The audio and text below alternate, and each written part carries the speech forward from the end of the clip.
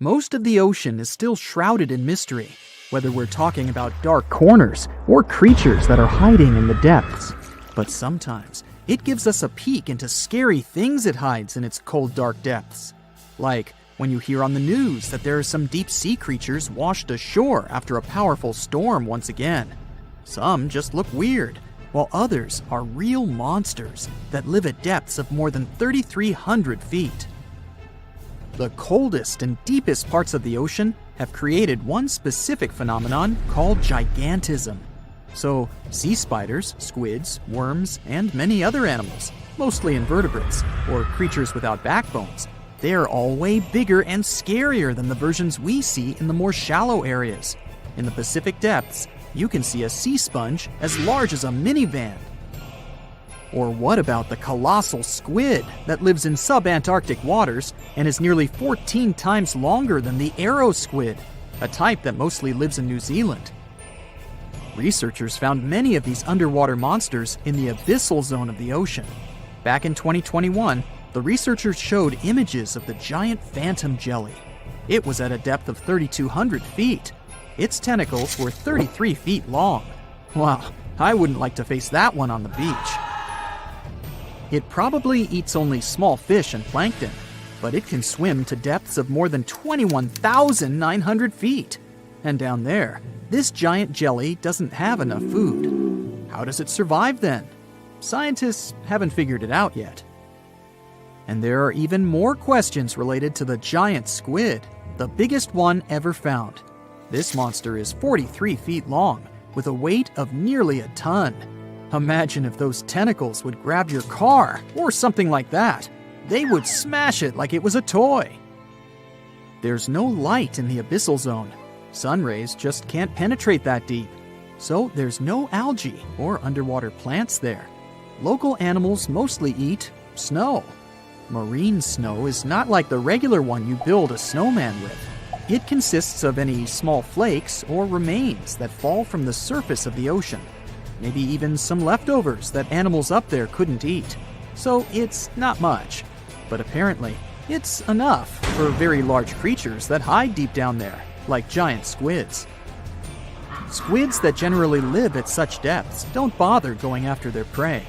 They just wait until the poor animal swims right up to their long tentacles and falls into a trap. It may not be the best method ever, because not many animals will even swim into these dark, cold parts. But it's the method that saves energy. A giant squid eats only 1 ounce of fish daily, which is approximately 45 calories. That's nearly 50 times fewer calories than an average person should eat per day. So when a squid gets 1 fish, it saves it for a couple of days. I hope giant squids won't get the idea to go to the surface and look for food when there's not enough of it in the abyssal zone. And I hope even more that giant Greenland sharks won't get that same idea. You can find them at depths of up to 7,200 feet. They're twice as slow as we usually walk. They swim at a speed of 1.12 feet per second. Their slowness is part of the energy-saving mechanism that creatures down there need to survive. But they can speed up in the form of short bursts when they need to catch prey. But they kinda change their diet from predator to scavenger, considering their environment. There will be more leftovers falling from the surface than animals to go after. Greenland sharks grow just 0.4 inches per year, and they're mostly 20 feet long, which means they live for a very long time, sometimes up to 400 years. They also have a slow metabolism, and that's one of the main factors for their long life, too. Greenland sharks like to spend their time in cold waters. They're adapted to that, since their tissues have specific chemical compounds that prevent the forming of ice crystals all over their body. That means they have some sort of natural antifreeze. So what makes them so big? Scientists are still not sure, but some theories try to explain it. There's this thing called Kleiber's rule that says bigger animals tend to be more efficient. Just take a small fish and compare it to a whale with a mass hundreds of times bigger. The whale has a greater metabolism. It conserves energy more efficiently and loses less of it to the surroundings through heat. Moving on, bigger animals can ingest bigger prey. They're more likely to go through tough issues in their environment or defend themselves from predators going after them. Also, the body gets bigger when temperatures are lower. The Greenland shark is a perfect example. So are giant sea spiders. Sea spiders are generally common, and you find some very small ones at 0.04 inches. But in deeper parts of the Antarctic, they become 3-foot-long giants. They grow so big because the cold water has more oxygen. That way, more of it diffuses into the animal's body, and that allows it to grow bigger. Yeah, both as a creature and a nightmare. And how about this giant tube worm? Researchers found it accidentally while they were exploring the mysteries of the Pacific Ocean floor. They stumbled upon unusual hydrothermal vents. Volcanic heat is a thing that gets them going. As water seeps down through faults or cracks in the rock, these vents change their direction. When the water gets out of the vent, it's rich in different minerals and chemicals. Most animals wouldn't survive being around this toxic soup of chemicals, but not these tube worms. They came as a true surprise, because not only are they not bothered by these toxic vents and the almost boiling temperature of the water, but they developed entire ecosystems there. They're unique because they don't need sunlight to survive. Instead, small bacteria are their main source of energy. That bacteria gets their energy directly from these toxic chemicals. So it's not photosynthesis, but a process called chemosynthesis. And these tube worms don't have mouths. These bacteria live inside them. Strange story, huh? Plus, these scary worms reach up to 8 feet. Giant isopods are no better either. They lurk at the depths of the ocean of 1,640 feet or more below, far away from the sunlight, looking like some monstrous wood lice. They spend most of their time on the seabed, hoping to find some food falling from higher levels of the ocean. Check out their small hooked claws at the ends of their legs. Isopods use them to remain more stable while moving around the ocean floor. Since there's no light, they have long antennae that help them feel their way around. These sensory antennas are about half the length of their body. Giant isopods have pretty big eyes compared to their body size, too. They can grow over 12 inches from head to tail. And these fellas are really patient. Remember how we said animals down there rarely get food? Sometimes they need to wait for years to get a proper meal. That's why their metabolism is amazingly slow. 5 years later. They can go for 5 years without eating anything. Imagine that. I get hungry just talking about this.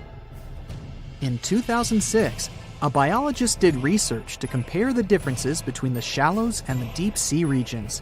He realized the deep sea mirrors the island rule. First, isolated parts of land develop biodiversity you won't find anywhere else. Second, small-bodied life there grows much bigger when it's isolated, compared to life on large land masses. Resources are limited, but also competition and predators. And we don't know much about these deep-sea creatures. It's too expensive and too complicated to carry out such research. So we'll just wait for more raging storms to show us at least part of the monstrous world cold ocean depths hide. It looks like a prehistoric creature that came from the time of dinosaurs. This scary beast is called the basking shark. It can grow up to 39 feet. People have only reported 3 of them in the past 160 years. The last sighting was in 2015, and before that, about 80 years ago. These sharks sometimes rise to the surface to filter out small animals, such as shrimps and other small crustaceans, when they want to have a nice, tasty seafood dinner. But when there isn't enough grub at the surface, they go down to the depths of almost 3,300 feet, where they tend to stay for months, which is something researchers discovered using satellite tags. Tag, you're it! Now, basking sharks like to spend their time in more temperate waters, but they can migrate long distances. They live across the globe, but in warm tropical or subtropical areas, they won't go near the surface because they're not fans of high temperatures. The lion's mane jellyfish is not that rare, but it's fascinating how large it is. It's the biggest among jellyfish species and the longest animal. Its total length can reach 120 feet. That's approximately 23 feet more than the longest blue whale scientists know about. The jellyfish has around 70 to 150 tentacles, and they all contain huge amounts of neurotoxins that can seriously harm you if you come in contact with the animal. But people don't usually come across this type of jellyfish because it rarely lives near the coast, preferring the open ocean. Generally, you can find the lion's mane jellyfish no deeper than 65 feet below the surface, where it dines on small fishes, zooplankton, and some other types of jellyfish. It uses its tentacles to catch its value meal. Hey, you want fries with that? The giant phantom jelly comes out of the darkness and depths of the ocean's midnight zone. Its sun hat-shaped bell reaches over 3 feet across. This bell trails 4 ribbon-like mouth arms that can be up to 33 feet long. This quite rare creature uses its mouth arms to catch unfortunate animals swimming around and not knowing what's coming for them. Giant phantom jelly propels itself through the water with periodic pulses coming from its orange head. It glows faintly and mysteriously in the pitch-black depths. It lives across the globe in all the oceans except for the Arctic. I'm guessing it's too cold. Because of its odd shape, people often call the oarfish the dragonfish or sea serpent. It's about 26 feet long, which makes it the longest bony fish we know about, and lives at depths of 3,300 feet. Oarfish spend most of their time in the deep, dark parts of the open ocean in tropical and subtropical areas. They almost never come to the surface, unless, invited. It's a ribbon-shaped and shiny silver creature with a long red dorsal fin and red oar-like pelvic fins. Its body has no scales and is very thin. The fish can grow to a length of about 30 feet and weigh 660 pounds. Oarfish have really big eyes that help them see better in their dark, scary surroundings. The frilled shark is definitely one of the gnarliest-looking marine animals out there. If you saw it somewhere, you'd probably think you went back to the age of dinosaurs. Yup, the frilled shark is a prehistoric creature because its roots go back 80 million years. This living fossil can grow to be 7 feet long. It got its name from its frilly gills. Even though frilled sharks have the shark part in their name, they swim similar to an eel in a distinctly serpentine way. Its mouth is terrifying. Similar to the maw of the great white shark, it has 300 trident-shaped teeth lined in 25 rows. Hey, come a little closer, huh? Researchers discovered this creature in the 19th century, but people rarely see it, and no wonder. It usually lives at depths of between 390 and 4,200 feet. Most of the time, the frilled shark feeds on squid, swallowing them whole. Its long jaws allowed the frilled shark to gape extra wide and swallow animals half as long as its entire body. Goblin sharks are very rare. Researchers have spotted fewer than 50 of them in more than 120 years. But maybe that's for the best, since we're talking about a pretty scary fella with a narrow snout and sharp teeth. It's also capable of thrusting its entire jaw outward when it wants to catch something. Sounds familiar. As it's lurking through the dark depths of the ocean, a goblin shark sees a small squid that looks quite yummy. The dangerous animal inches toward the squid. When the poor creature notices the predator, it tries to dart away, but it's too late. The shark has already thrust its jaw the whole 3 inches out of its mouth. This jaw is connected to the flaps of skin the shark can unfold. This helps a lot because the goblin shark is a sluggish animal, so it's pretty hard for it to chase its food. After finishing its lunch, the goblin shark puts its jaw back in its mouth and swims away as if nothing's happened. Goblin sharks mostly live at the bottom of the ocean. Like many other shark species, they prefer swimming alone. Here's a silver-colored creature with very rough skin. That's the ocean sunfish, with a total length of almost 11 feet. Its other name is mola. The ocean sunfish is the heaviest of all bony fish out there. People sometimes call it a swimming head because of its bizarre appearance. These creatures have such a weird shape because they're born with a back fin that never actually grows. It just folds into itself as the animal matures and creates a rounded rudder. The sunfish is a bit clumsy. It moves with the help of its mighty fins that allow the animal to swim on its side. This marine inhabitant is a solitary creature. It mostly feeds on zooplankton and jellyfish. The spotted wobbegong is one of the world's rarest sharks. It grows to be more than 10 feet long. It may not look as terrifying as some of its shark relatives, but it's pretty good at catching unsuspecting animals swimming past, mostly during the night. The animal has a spiracle, which is why it can breathe while staying still at the bottom of the ocean. It's motionless most of the time, which is why you can barely notice it. Its flat body and large pelvic and pectoral fins blend in with the underwater terrain. That's why they're so good at hiding. This ability helps when these sharks want to protect themselves too. Wobbegong means carpet shark. They usually live close to the ocean floor in coral reefs, on sandy bottoms, and under piers. People have even spotted the shark in the water that is barely deep enough to cover its flattened body. Now, blobfish lack teeth and bones, so they can't actively hunt. Since they don't have much muscle mass, they can barely move around. Hey, I had a roommate like that once. They get their energy from animals they scoop up from the seafloor. They also know how to conserve this energy. That's how it usually goes with deep-sea creatures. They don't have as much food as those animals that swim closer to the surface. Instead, they have special body mechanisms that allow them to save energy for the times when they don't have much to eat. Pressure at the depths where the blobfish lives is 120 times as high as that at the surface. That's why the bizarre creature looks like a weird gelatinous mass only when you bring it up to the surface. The pressure here is not strong enough to keep its body together. Hey, breaking up is hard to do. The white margin stargazer could compete with the blobfish for the title of the ugliest animal in the sea, don't you think?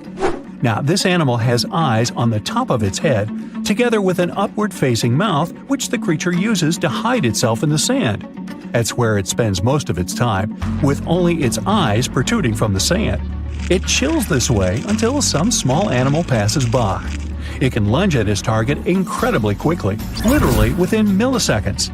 This creates a vacuum in the water that pulls in a crab, fish, or some other small, unfortunate animal. Another tactic involves venom. This fish has a venomous spine in its shoulder blade that helps with catching other animals and defending itself against enemies. Even though it's not related to the electric eel, the white margin stargazer can generate an electric shock as powerful as 50 volts. Ow! Many terrifying animals live deep beyond the waves, like this vampire squid living 3,000 feet below the surface in almost complete darkness. This animal has a cloak, like a vampire's. That's why it's called the vampire squid. Deep down at the bottom, it can't use ink to defend itself. So this animal has developed an unusual tactic. It glows slightly to scare away predators. If this tactic fails, the vampire squid can turn its body inside out, revealing tiny spikes. When you translate its scientific name, Vampiroteuthis infernalis, it literally means vampire squid from the nether. Despite its terrifying looks, it's a harmless ocean animal. This previous creature was not from space, but this object definitely is. Before Elon Musk found a way to reuse rockets, NASA would simply drop old ones after launching astronauts into space, most of the time in the ocean or deserts. In 2012, Jeff Bezos launched a mission to find the Apollo 11 rocket. They found it by using sonar, but it was in terrible condition. It was sitting on the bottom of the ocean, not far from the predicted site. They were able to rescue the engine and reconstruct 2 of them. The most famous lost city is Atlantis, but sadly, we still haven't discovered it. However, Heraklion was also just a myth until one British pilot saw something that looked like a city while flying over the Mediterranean Sea. He reported it, and 60 years later, a group of divers went there. They were shocked when they found an entire city underwater. It was loaded with artifacts that could tell us a lot about the history of the place. Now it's one of the best underwater archaeological sites in the world. It's believed that the rising sea caused the whole city to go underwater. The Titanic sank in 1912. The wreck was claimed to be officially discovered 74 years later. In reality, though, a fisherman found the Titanic 8 years earlier while fishing in the Atlantic Ocean. He was pulling out his net when he spotted a head stuck in it. Luckily, it was just a doll's head. Years later, after the fisher had passed away, his son sold the doll to a doll collector. She did a lot of digging and research on every person who had a porcelain toy on the Titanic. She found the owner of the doll. Ava Hart was on the Titanic and had a doll with her. Ava survived the catastrophe by a miracle, but her toy didn't. Hart even wrote about the doll in her journal, and every detail matched the toy found by the fisherman. The tripod fish lives deep in the abyssal zone, around 20,000 feet below the surface. It's adapted to such immense depths and uses its tripod fins to stay still on the bottom. This creature doesn't have big eyes, but even if it did, these eyes would be useless in the darkness. Instead, the tripod fish uses its fins like antennas to detect any movement in the water. This creature doesn't have much luck when it comes to its love life, so it had to develop unique tactics to reproduce. One fish can be both male and female. The next bizarre creature is the lizardfish. It has tons of razor-sharp teeth, a huge mouth, and really big eyes, which it uses for hunting. All this makes the animal look freaky. The lizardfish lives at depths of around 11,000 feet in the midnight zone, where there is zero light. This freak of nature basically eats everything it can fit inside its mouth, from small fish to other lizardfish. On the other hand, when they see other reptile fish, they probably fall in love instead, because finding mates at those depths is not an easy task. Like the tripod fish, the lizardfish can be both male and female at the same time. When you think of a river, you usually picture it on land. Still, nature is quite unpredictable, and it created a river flowing under the ocean in California. It's running at a depth of around 2 miles. This river has everything that an ordinary river has: sunken logs, trees, and rocks. And despite its uniqueness, it's not the only one in the world. There are also others in the Amazon and Greenland. A terrifying creature was discovered near Angola's coast by a remote operating vehicle. It looks like it doesn't have a head or a body. It was sitting at a depth of around 4,350 feet below the surface. After doing research, scientists concluded it wasn't anything from a sci-fi movie.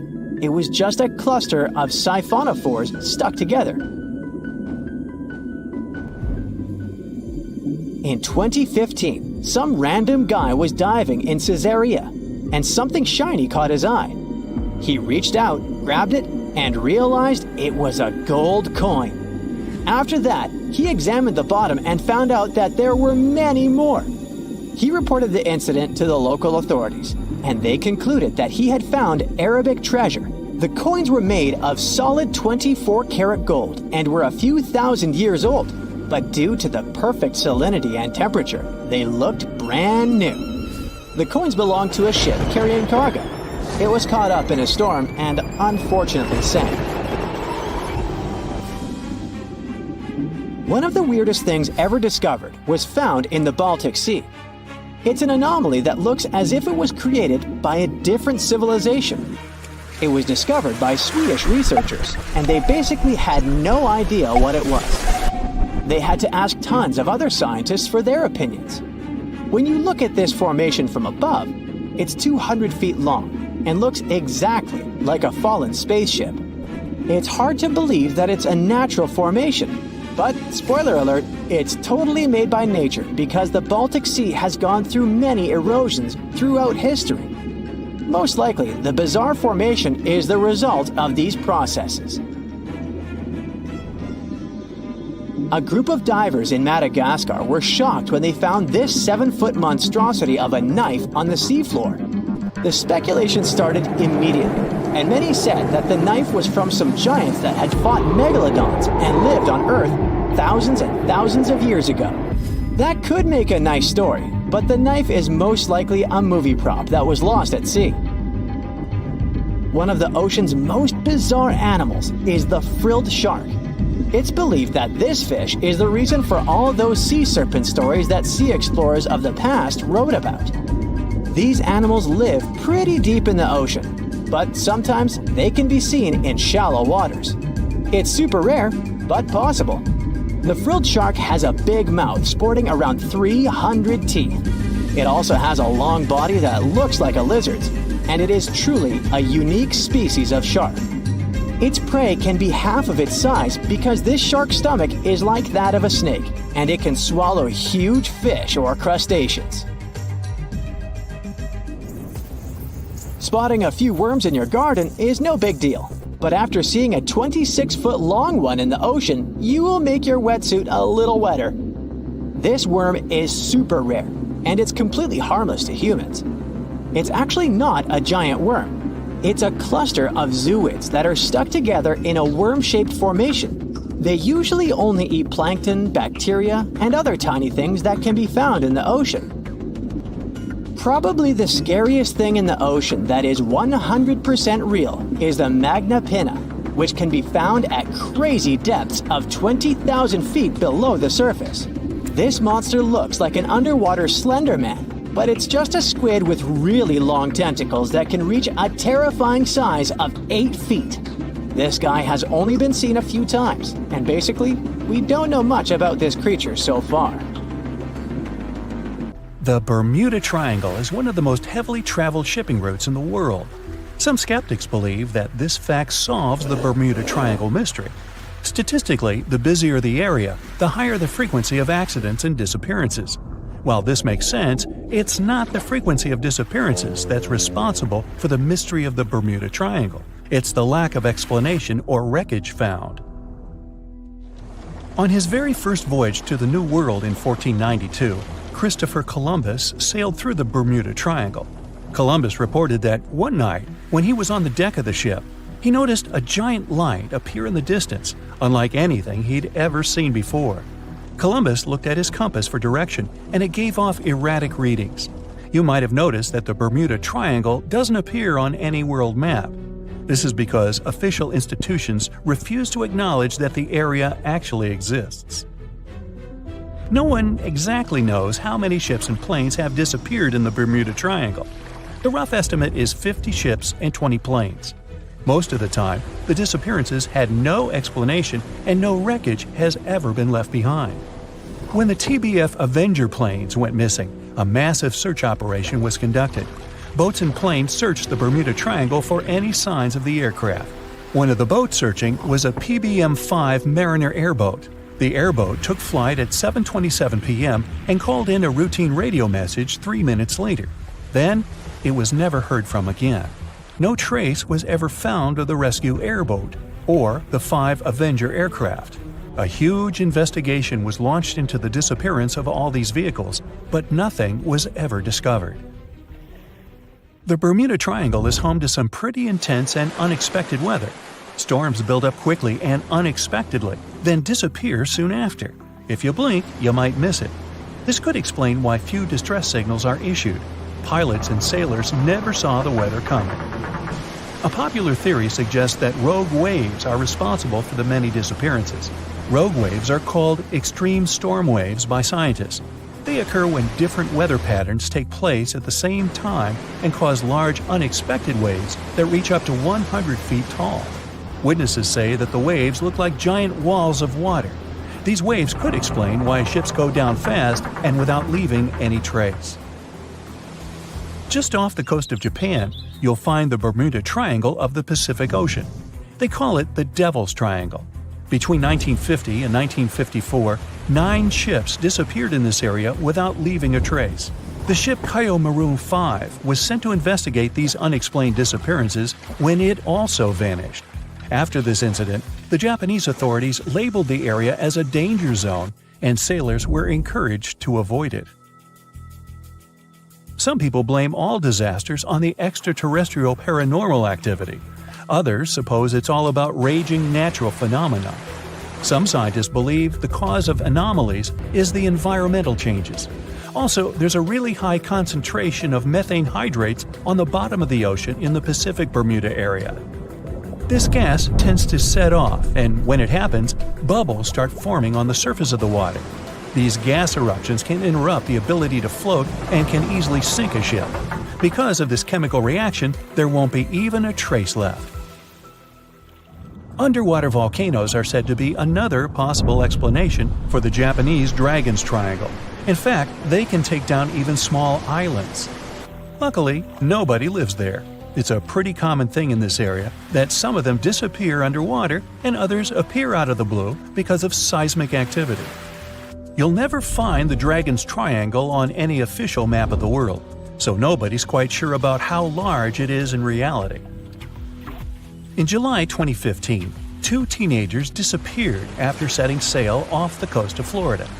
There's some mystery about what the 2 teens were really getting up to. They told their parents that they were just going to fish, but they told their friends that they were crossing to the Bahamas. Shortly after they left, a line of thunderstorms moved towards the area, and the boys were never heard from again. A massive search was conducted, but sadly, nothing was found. 1 year later, the pair's boat was found off the coast of Bermuda with a broken iPhone and some personal effects left inside. One of the most popular and bizarre theories trying to solve the Bermuda Triangle mystery comes from Charles Berlitz. He insists that the area is home to the lost city of Atlantis. The missing ships and planes and malfunctioning equipment, according to him, were all caused by rays of energy let out by the special energy crystals that power Atlantis. While this sounds silly, Berlitz's theory was convincing enough that over 20 million people bought his book worldwide.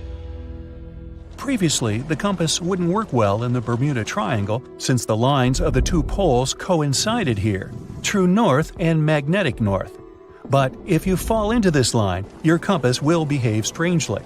But the magnetic north is constantly shifting, and now it's far beyond the triangle. No legend says pirates of the last centuries operate in the Bermuda Triangle, or that the Flying Dutchman makes other ships disappear. A popular theory is that ships travel to the distant past or future through a time portal in the Bermuda Triangle. Fortunately, these are all myths. Just imagine hundreds of giant tentacles reaching out to a group of ships sailing through the Bermuda Triangle. In the past centuries, they could easily sink an entire fleet, since the ships were made of wood and were lighter. Squids wrapped decks with their strong tentacles, made holes in the ship's hulls with their sharp beaks. Toothy suction cups could break the masts and tear the sails. The water was filling the holds and slowly rising to the deck. The ship sank in a matter of minutes. Survivors reached the shore and told everyone about huge monsters. This is how the legends of the Kraken appeared. Fortunately, now people have sonars and equipment for monitoring the sea space. They say the main reason why this place is so enigmatic must be the magnetic fields that form this ominous triangle.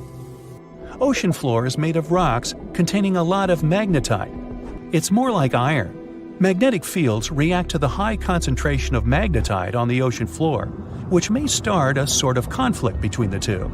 It can often lead to various weather anomalies and, as a result, navigation issues. And naturally, any changes in the ocean floor or the Earth's magnetic fields influence the Bermuda Triangle a lot. Magnetic fields tend to shift their position, so do tectonic plates and even the continents, even though we never notice it. The skies are usually very clear there, but back in 1883, some people witnessed abnormal things in the area. Some claim to have seen large blocks of ice falling from the skies, and the crew even managed to save one as hard proof. Seems like the Bermuda Triangle has an alternate not only on Earth, but even in space. Spacecraft usually don't disappear into thin air though, like there's no air. This anomalous area is really large and stretches right above the South Atlantic. It occupies the area from Chile to Zimbabwe and sits right at the point where Van Allen radiation belts are the closest to the surface of our planet. The Earth has 2 such belts, which come in handy trapping the particles that shoot in from the sun. They do a great job protecting the Earth from radiation. The magnetic field there is lower, so it allows the Earth's radiation belt to come closer to the surface. Whenever a satellite passes by, it will be exposed to radiation which might lead to serious damage. So, no satellite can take pictures of it. The South Atlantic anomaly is part of the Earth where natural radiation just flows out of control. Still, there is little evidence that all these triangles are really dangerous. Many believe the Bermuda Triangle itself has been proven time and again to be nothing but a work of fiction. In fact, some shipwrecks, such as the Ellen Austin, gained popularity in the middle of the 20th century, while nobody even thought of drawing a triangle in the Bermuda area before that. The mystery was popularized by science fiction writers and became a common myth, while no serious research proved it any more dangerous than other parts of the world's ocean. So, the crew of the Ellen Austin back in 1881 weren't even aware of the Bermuda Triangle back then, let alone afraid of it. What do you think?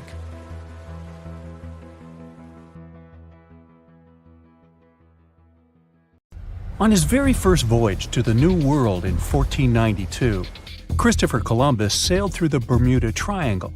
Columbus reported that one night, when he was on the deck of the ship, he noticed a giant light appear in the distance, unlike anything he had ever seen before. Columbus looked at his compass for direction, and it gave off erratic readings. You might have noticed that the Bermuda Triangle doesn't appear on any world map. This is because official institutions refuse to acknowledge that the area actually exists. As you probably know, the Bermuda Triangle is situated near the Bahama Islands. There's a strange structure around the bottom of the islands. The bottom of the ocean here is inconsistent. Every now and then, some otherwise sandy floor is replaced by giant dark holes, like a living place for some giant eel. The most common problem with those caverns, named blue holes, is that sometimes tidal waves can make them produce vortices and whirlpools. Experienced divers say that they're like waterfalls in the middle of the sea. In March 1918, carrying a crew of 306 people, the USS Cyclops left Barbados and headed home to Baltimore. The ship passed through the Bermuda Triangle on its journey and was never seen again. The Cyclops never issued any distress signal and disappeared without any explanation, making it the largest ship to go missing in the Bermuda Triangle. No wreckage has ever been found. No one exactly knows how many ships and planes have disappeared in the Bermuda Triangle. The rough estimate is 50 ships and 20 planes. Most of the time, the disappearances had no explanation and no wreckage has ever been left behind. A lot of Bermuda Triangle stories feature reports allegedly received from missing aircraft and ships. There are reports about strange cloud formations, tunnels in the air or above water, or the sudden appearance of thick fog sparkling with electric lights. As legend suggests, some of these anomalies are not only capable of completely disorienting any vessel, but also removing them from where they were altogether. Some enthusiasts of this theory draw a line between it and the experimentations of Joseph Hutchinson, who is trying to prove that electromagnetic fields can collide with each other and produce all kinds of disturbances to reality itself. He's done countless experiments in which electromagnetic fields were able to make objects levitate, fly out of the water, and begin to illuminate. Hutchinson himself thinks that similar things may have their place in special places like the Bermuda Triangle. There are some strange structures lying at the bottom of this eerie area. Some even reported the presence of giant pyramids here. In reality, the only giant things here are overstatements. The structures don't look like pyramids at all. They are called the Bimini Road. It lies northwest of the shore of North Bimini Island. In fact, it consists of two strange rock formations. Both look suspiciously like building blocks. Research showed that underlying ground layers beneath the Bimini Road feature nothing but bedrock, with no possible cavities in it. That totally excludes any possibility of these rocks being part of a building. In the year 1800, a large sailing vessel called the USS Pickering departed from the U.S. on its way to the West Indies. The ship sailed into the Bermuda Triangle along with its 90-man crew and was never heard from again. The USS Pickering was the first ever confirmed ship to vanish in the Bermuda Triangle. It's believed that the ship was taken out by a storm, but because no wreckage was ever found, we'll never know for sure. William Shakespeare's famous play The Tempest was inspired by the Bermuda Triangle. Sailors returned home to England to tell stories of treacherous waters near the Bahamas where ships mysteriously disappeared. These stories made it back to the bard himself and inspired his final play about a storm at sea transporting a ship to a mysterious land. The shipwreck in Shakespeare's play is based on the 17th century ship Sea Venture. The ship was carrying supplies from England to Virginia when it was struck by a massive storm in the Bermuda Triangle. Sea Venture was battered by the storm for 3 days and barely made it to the shore. Survivors of the wreck were stranded on a desolate stretch of Bermuda for 9 months. The floor of the ocean in the area is littered with shipwrecks from all over the world and of all ages. And as you can imagine, this is a sweet spot for treasure hunters brave enough to challenge the mysterious waters of this place. One of these treasure hunters was lucky enough to come across a secret map made from the orbit of the planet in the 60s during one of the first flights into space. This map reveals a lot of shipwreck coordinates in the Caribbean area.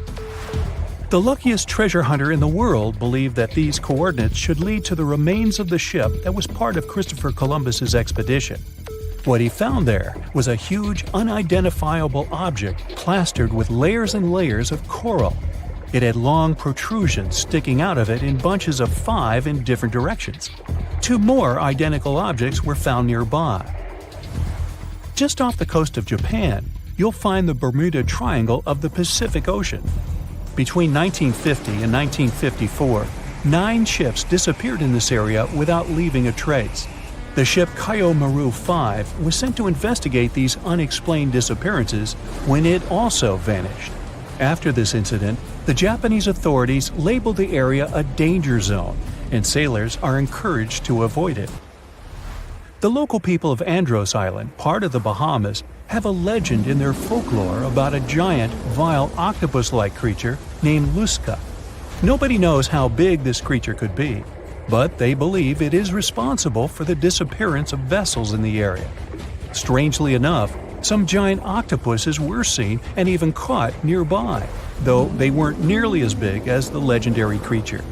On the other hand, a giant octopus capable of dragging ships to rock bottom? None have grown to a size this big as far as we know, so this version doesn't seem too concerning. The Bermuda Triangle is one of the rare places on the planet where true north and the magnetic one are in the exact same direction. True north is the geographical North Pole of our planet. Magnetic north directs to the North Magnetic Pole, which constantly wanders around the Earth. Sometimes these poles coincide, and the straight line that connects north and south is called the agonic line. If you fall into this line, your compass will behave strangely. It won't point exactly to the north. Astronauts of the International Space Station notice the Earth's magnetic field is weakened in the Bermuda Triangle area. This field is a shield that protects us from solar radiation. Above the triangle, the particles of the sun's rays move faster than in any other part of the planet. This causes unstable work of electronics of satellites flying in the atmosphere of Earth. It doesn't apply to ships and planes, though. The Bermuda Triangle is one of the most heavily traveled shipping routes in the world. Some skeptics believe that this fact solves the Bermuda Triangle mystery. Statistically, the busier the area, the higher the frequency of accidents and disappearances. While this makes sense, it's not the frequency of disappearances that's responsible for the mystery of the Bermuda Triangle. It's the lack of explanation or wreckage found. A popular theory suggests that rogue waves are responsible for the many disappearances. Rogue waves are called extreme storm waves by scientists. They occur when different weather patterns take place at the same time and cause large, unexpected waves that reach up to 100 feet tall. Witnesses say that the waves look like giant walls of water. These waves could explain why ships go down fast and without leaving any trace. Alaska has its own triangle. Since the late 80s, 16,000 people have disappeared there. Eyewitnesses to the Bermuda Triangle anomaly talk about thick fog, lightning, balls of light, and hallucinations. In Alaska, everything's a bit more complicated. People, planes, ships, they just disappear without a trace. There's no one around to tell us what it felt like. In 1950, a plane took off from Anchorage, Alaska, headed for Great Falls in Montana. It was carrying 8 crew members and 36 passengers. 2 hours after the start of the flight, the captain radioed that everything was fine, and then silence. The 100-foot-long plane seemed to evaporate into thin air. 85 aircraft and around 7,000 people searched for the plane. No trace, not even a screw, bolt, nothing. That plane mystery made the Alaskan Triangle famous. If you look on a map, it's a wild and mostly unpopulated zone that passes near Anchorage, Barrow, and Juneau. Hey, I didn't know about the Alaskan Triangle. Juneau? Yeah, that must be an old joke. What's the scariest predator under the ocean? The crocodile? Huh, I don't think so. Loch Ness Monster? Please, it never existed. How about the Kronosaurus? Well, it is extinct, but you might be onto something. Let's take a look at what it'd be like if these creatures were still around today. First things first, what on earth was it? The Kronosaurus was a marine carnivore that lived in the cool, high-latitude Eromanga Sea. It covered vast areas of inland Australia between 90 and 120 million years ago, during the early Cretaceous period. Near-complete fossils of the creature were also found near Colombia, which is a country that has a noted connection to prehistoric reptiles and turtles. This fact makes it extremely possible that the monster I'm about to describe existed worldwide. You might have heard saurus and thought, oh, it's a dinosaur. But these were actually reptiles. They were the largest member of the Plesiosauridae family, referred to as plesiosaurs. Fossil evidence suggests they weighed over 20,000 pounds and were roughly 30 feet in length. Just to put that in perspective, the longest crocodile ever measured was a saltwater crocodile by the name of Lolong from the Philippines. It was 20 feet in length and weighed just under 2,500 pounds. And that's still 10 feet shorter and incredibly lighter than the average Kronosaurus, making the crocodile seem like nothing more than a glorified goldfish in comparison. Despite its terrifying length, the most physically daunting feature of the Kronosaurus was its head. Its skull was about 8 feet long, which was actually proportionally large given the size of its body length. Anything that was unfortunate enough to end up inside the Kronosaurus's mouth may have been given false hope. After all, the teeth of the beast weren't actually that sharp. On second thought, I take that back. I wouldn't feel confident around a toothless snake, let alone being inside the mouth of this monster. But it's true that the Kronosaurus's teeth weren't sharp, especially when compared to other carnivorous reptiles, such as crocodiles and alligators. The teeth of this prehistoric sea creature were instead conical. This means that they were cone-like in shape. Unfortunately, this lack of sharpness didn't make them less dangerous. The teeth were enormous and could be up to 12 inches long from the crown tips to the bottom of the roots. This obviously meant that the Kronosaurus had an extremely powerful bite. It was estimated to be up to 30,000 newtons, which is almost twice as powerful as the bite of a large saltwater crocodile. Because of the bluntness of their teeth, they weren't suited for twisting their prey once in their grasp, but the size and shape of the teeth made them perfect for simple open and shut biting. They would have had no problem crushing hard objects such as the toughest of shells any sea turtle could offer. Just like crocodiles, the Kronosaurus is believed to have had a short neck. This may have been an adaptation to allow the beast to successfully catch small evasive animals. Their body, in general, was fusiform and streamlined. This means it was narrowed at both ends and had very little resistance to the flow of water. The Kronosaurus was also equipped with 4 paddle-like limbs. The hind limbs were larger than the front ones. They could span approximately 7 feet in diameter. All in all, this set the Kronosaurus up to effortlessly propel itself through the waters and be an ultimate predator. Predator X, if you will? That's the name that was given to the fossil of a creature discovered near Svalbard, a Norwegian island group, in 2009. The fossil was identified as a 50-foot-long, 100,000-pound monster with a bite force of 33,000 pounds per square inch. This might be the highest bite force of any known animal. Although Predator X is yet to be classified as any specific type of animal, it was definitely a plesiosaur, like the Kronosaurus. And even if it wasn't Predator X, the Kronosaurus was still most definitely a ferocious titan when it roamed Earth's oceans. The Kronosaurus actually got its name from the Greek mythological figure of Cronus, the father of Zeus. Cronus was viewed as a titan from a generation of super powerful beings. So what was it that the Kronosaurus, this terrifying monster, actually feasted on to satisfy its appetite? This creature was known to eat sea turtles, squid, and other larger marine reptiles of that time, such as elasmosaurids and ichthyosaurs. This suggests that if crocodiles existed in the realms of the Kronosaurus, they too might have turned into lunch for the beast. There's evidence from the fossil remains of the Kronosaurus that suggests that they also feasted on sharks, which I know is a disappointment to those of you who view that beast as the king of the ocean. Not when the Kronosaurus was around, my friend. In any case, grounding all kinds of food into small pieces to help digest them would have been difficult without small teeth. This explains the presence of rounded stones found in many of the remains of these sea creatures. Researchers believe these stones may have been swallowed to control buoyancy or to help process food. It's also entirely possible they were accidentally swallowed while feeding on other animals from the seafloor. As if the Kronosaurus even needed to be a meanie with its already existing power and size, there's also evidence to suggest that it indeed might have been. It turns out that after using all its impressive attributes to catch its dinner, the Kronosaurus first liked to play with its food, like a cat does with a mouse. I guess since the hunt was so easy for them, they needed to get their fun from somewhere else. Well, I think now you should have a good idea about these creatures. So let's ask ourselves what it would be like if they were still around today. And by the way, why aren't they?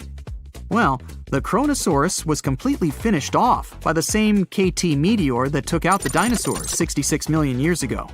But even before this catastrophic event, they were coming under increased pressure from an even bigger and more vicious family of carnivorous marine reptiles known as mosasaurs. You can't always be a top dog, I guess, or rather, top marine reptile. But what if this never happened, and they were still roaming Earth? Well, this might be obvious, but can you imagine what kind of impact that would have on sea tourism? Based on the impact that famous movies about sharks and killer whales had, what do you think the presence of a Kronosaurus in the ocean would do to beaches? The very creature that would eat sharks and whales for breakfast. Beaches would certainly become a great place to go for a quiet walk, because nobody else would even be there. And what about such activities as boating, surfing, and scuba diving? You think anyone would dare try them, knowing that this 30-foot beast could be lurking beneath them? Let's give humans some credit and assume most of them wouldn't. This would cripple the global sea tourism industry, which is responsible for earning roughly $143 billion every year. Just to make sure this shocking point hits home, the most expensive yacht to ever roam the ocean was called the History Supreme. Its master bedroom was believed to have a statue made of T-Rex's bone and a wall made of meteorite rocks, as well as a 24-karat gold panoramic wall aquarium. Anyway, this yacht was worth nearly $5 billion, meaning you could buy 38 of them with the money lost in potential damages to sea tourism caused by the Kronosaurus. I'm sure that the yacht's owner was happy the beast never made an appearance in their luxurious aquarium. So luxurious, in fact, that some people believe the History Supreme, reportedly owned by some business genius from Malaysia, never even existed. Rumor has it that it was simply an elaborate hoax fabricated by the supposed designer. Anyway, I don't think the trouble would just stop there. People could actually be in serious danger, regardless of being near the ocean or not. No, I'm not about to tell you that this thing would grow legs, adapt to living on land, and start picking us off one by one. At least, I hope not. I'm just going to point out the damage that the Kronosaurus would inflict through its devastating impact on sea trade. In America, ocean transit accounts for 76% of national trade. On top of this, more than 100 vital pharmaceutical products originate in the sea. I'll also state the obvious and point out that the ocean is a huge food source for us humans. The presence of the Kronosaurus could have a great impact on our relationship with the ocean, something we usually take for granted. For years, scientists have been struggling to explain bizarre sounds, some repeating, some heard only once, that come from the dark depths of the ocean. From bewildering hums to worrying bloops, the water transmits outlandish acoustic phenomena. One of these mysterious noises got named the upsweep. For the first time, this long train of sounds was registered in 1991 in the Pacific Ocean. One of the most unusual things about this signal is that it keeps changing, as if trying to confuse researchers even more. Like some unearthly howl, it varies from high to low frequencies and then back again, and you can hear it better in the spring and fall than in the winter and summer. Why the upsweep? It's simple. The sound travels from the bottom of the ocean towards its surface, as if sweeping up. Scientists do have a theory explaining this phenomenon: the activity of undersea volcanoes. Hot lava pouring into ice-cold ocean water could theoretically create such noises, but there's no proof found yet. Plus, the sound has been declining since 1991, even though it can still be detected. The bloop is the name given to an ultra-low frequency and incredibly powerful underwater sound that was recorded in 1997 by the U.S. National Oceanic and Atmospheric Administration. The bloop continued for approximately 1 minute. Having started from a low rumble, it gradually rose in frequency. It also kinda mimicked the noise created by marine animals, but its volume was so great that no living creature known to science could have made it. When the bloop occurred, underwater microphones managed to record it from a distance of 3,000 miles away. Rumor has it that the noise might have something to do with the fictional half-octopus monster Cthulhu, or some other colossal deep-water creature. But if you don't believe in monsters, science has another explanation: iceberg fracturing. The thing is that ice quakes recorded in the Scotia Sea resemble the mysterious bloop a bit too much for it to be a coincidence. The whistle resembles this annoying sound when a kettle of boiling water is telling you it's time to make a cup of tea. But even though it may not be as blood-curdling as some other bizarre ocean sounds, it doesn't make it any less mysterious. Plus, the whistle is very elusive. In 1997, only one underwater microphone was able to pick it up, and therefore, researchers didn't manage to pinpoint the source of the noise. The most likely cause of the sound is an eruption of one of the submarine volcanoes. Have you ever heard of Julia? No, not your neighbor. I'm talking about this otherworldly sound. Listen to it. It was recorded in 1999 by the U.S. National Oceanic and Atmospheric Administration. The source of the sound was most likely a large iceberg that ran aground somewhere in Antarctica. The sound was so loud that it was heard over a huge territory, and its duration was about 2 minutes and 43 seconds. Slow down.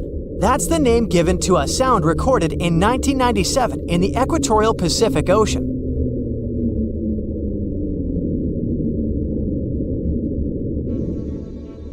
The sound was called this way because it slowly decreased in frequency over 7 minutes or so. It's been picked out a few more times since it was recorded for the first time.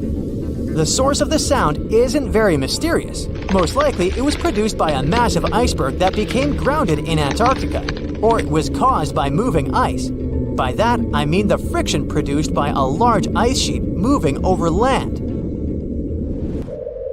The loneliest whale sound is often called the 52 Hz whale because the animal that creates it calls at a unique for these creatures frequency. When you listen to this sound, it sounds like a low bass note. At the same time, it's much higher than the normal frequency of the whale call, which rings between 10 and 40 Hz. Interestingly, scientists have been listening to the world's loneliest whale for decades, but haven't managed to figure out its precise location. Nobody knows whether the mammal is male or female, what species it is, or if the animal is still alive. After all, for the last time, its call was recorded in 2004. Earth-shaking booming sounds have been reverberating off some parts of North Carolina for more than 150 years. Called Seneca guns, they're most often heard near the coast. The sounds are so powerful that they often rattle window panes and sometimes vibrate entire buildings. They can last from 1 to almost 10 seconds. Even though scientists haven't cracked this mystery yet, there are some theories. They range from earthquakes to severe distant storms and quarry blasts. But even though the ground trembles every time the phenomenon occurs, no seismic activity coincides with these events. So far, scientists have come to the conclusion that the mysterious sounds happen in the atmosphere, not on or under the surface of our planet. If this theory is true, bolides might be the answer. These extremely bright meteors often explode once they enter Earth's atmosphere. Or Seneca guns might be born in the ocean.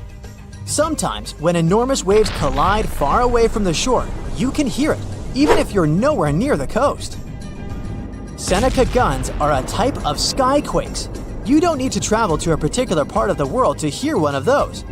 Mysterious sonic booms ramble from the sky everywhere, from the US to India and Japan. Just like Seneca guns, this sound phenomenon occurs mostly near the coast or a big body of water. Rattling glassware and windows in the nearby houses, skyquakes could be connected with ultra-fast airplanes breaking the sound barrier. But people started hearing the first skyquakes in 1824. The theories trying to explain this phenomenon include sand dunes shifting, meteors entering the atmosphere, distant volcanoes erupting, Earth's crust cracking during earthquakes, and even gas bursting out of underground vents in the sea or lake bottom.